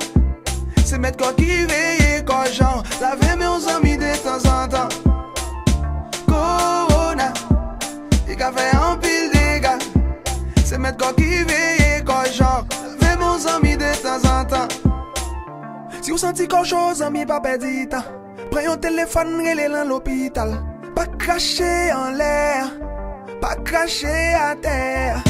Puis qu'on panique, sous pas contre qui ça pour faire. Quelle est l'autorité ou y'a pas tout qui ça pour faire. Si vous sentez ou à trembler ou à tousser, pas qu'à respirer ou l'étouffer. Zami pas fait tête dit, faut qu'on tende tout ça yo dit. Zami pas fait tête dit, faut qu'on tende tout ça yo dit. Corona, il a fait un pile dégâts. C'est mettre quoi qui veille, quoi genre, laver mes amis de temps en temps. Corona, il a fait un pile dégâts. C'est mettre quoi qui veille, quoi genre, laver mes amis de temps en temps. Solidarité, solidarité, amis, solidarité. Ouais, yeah. Solidarité, solidarité, amis, solidarité. Ouais, yeah.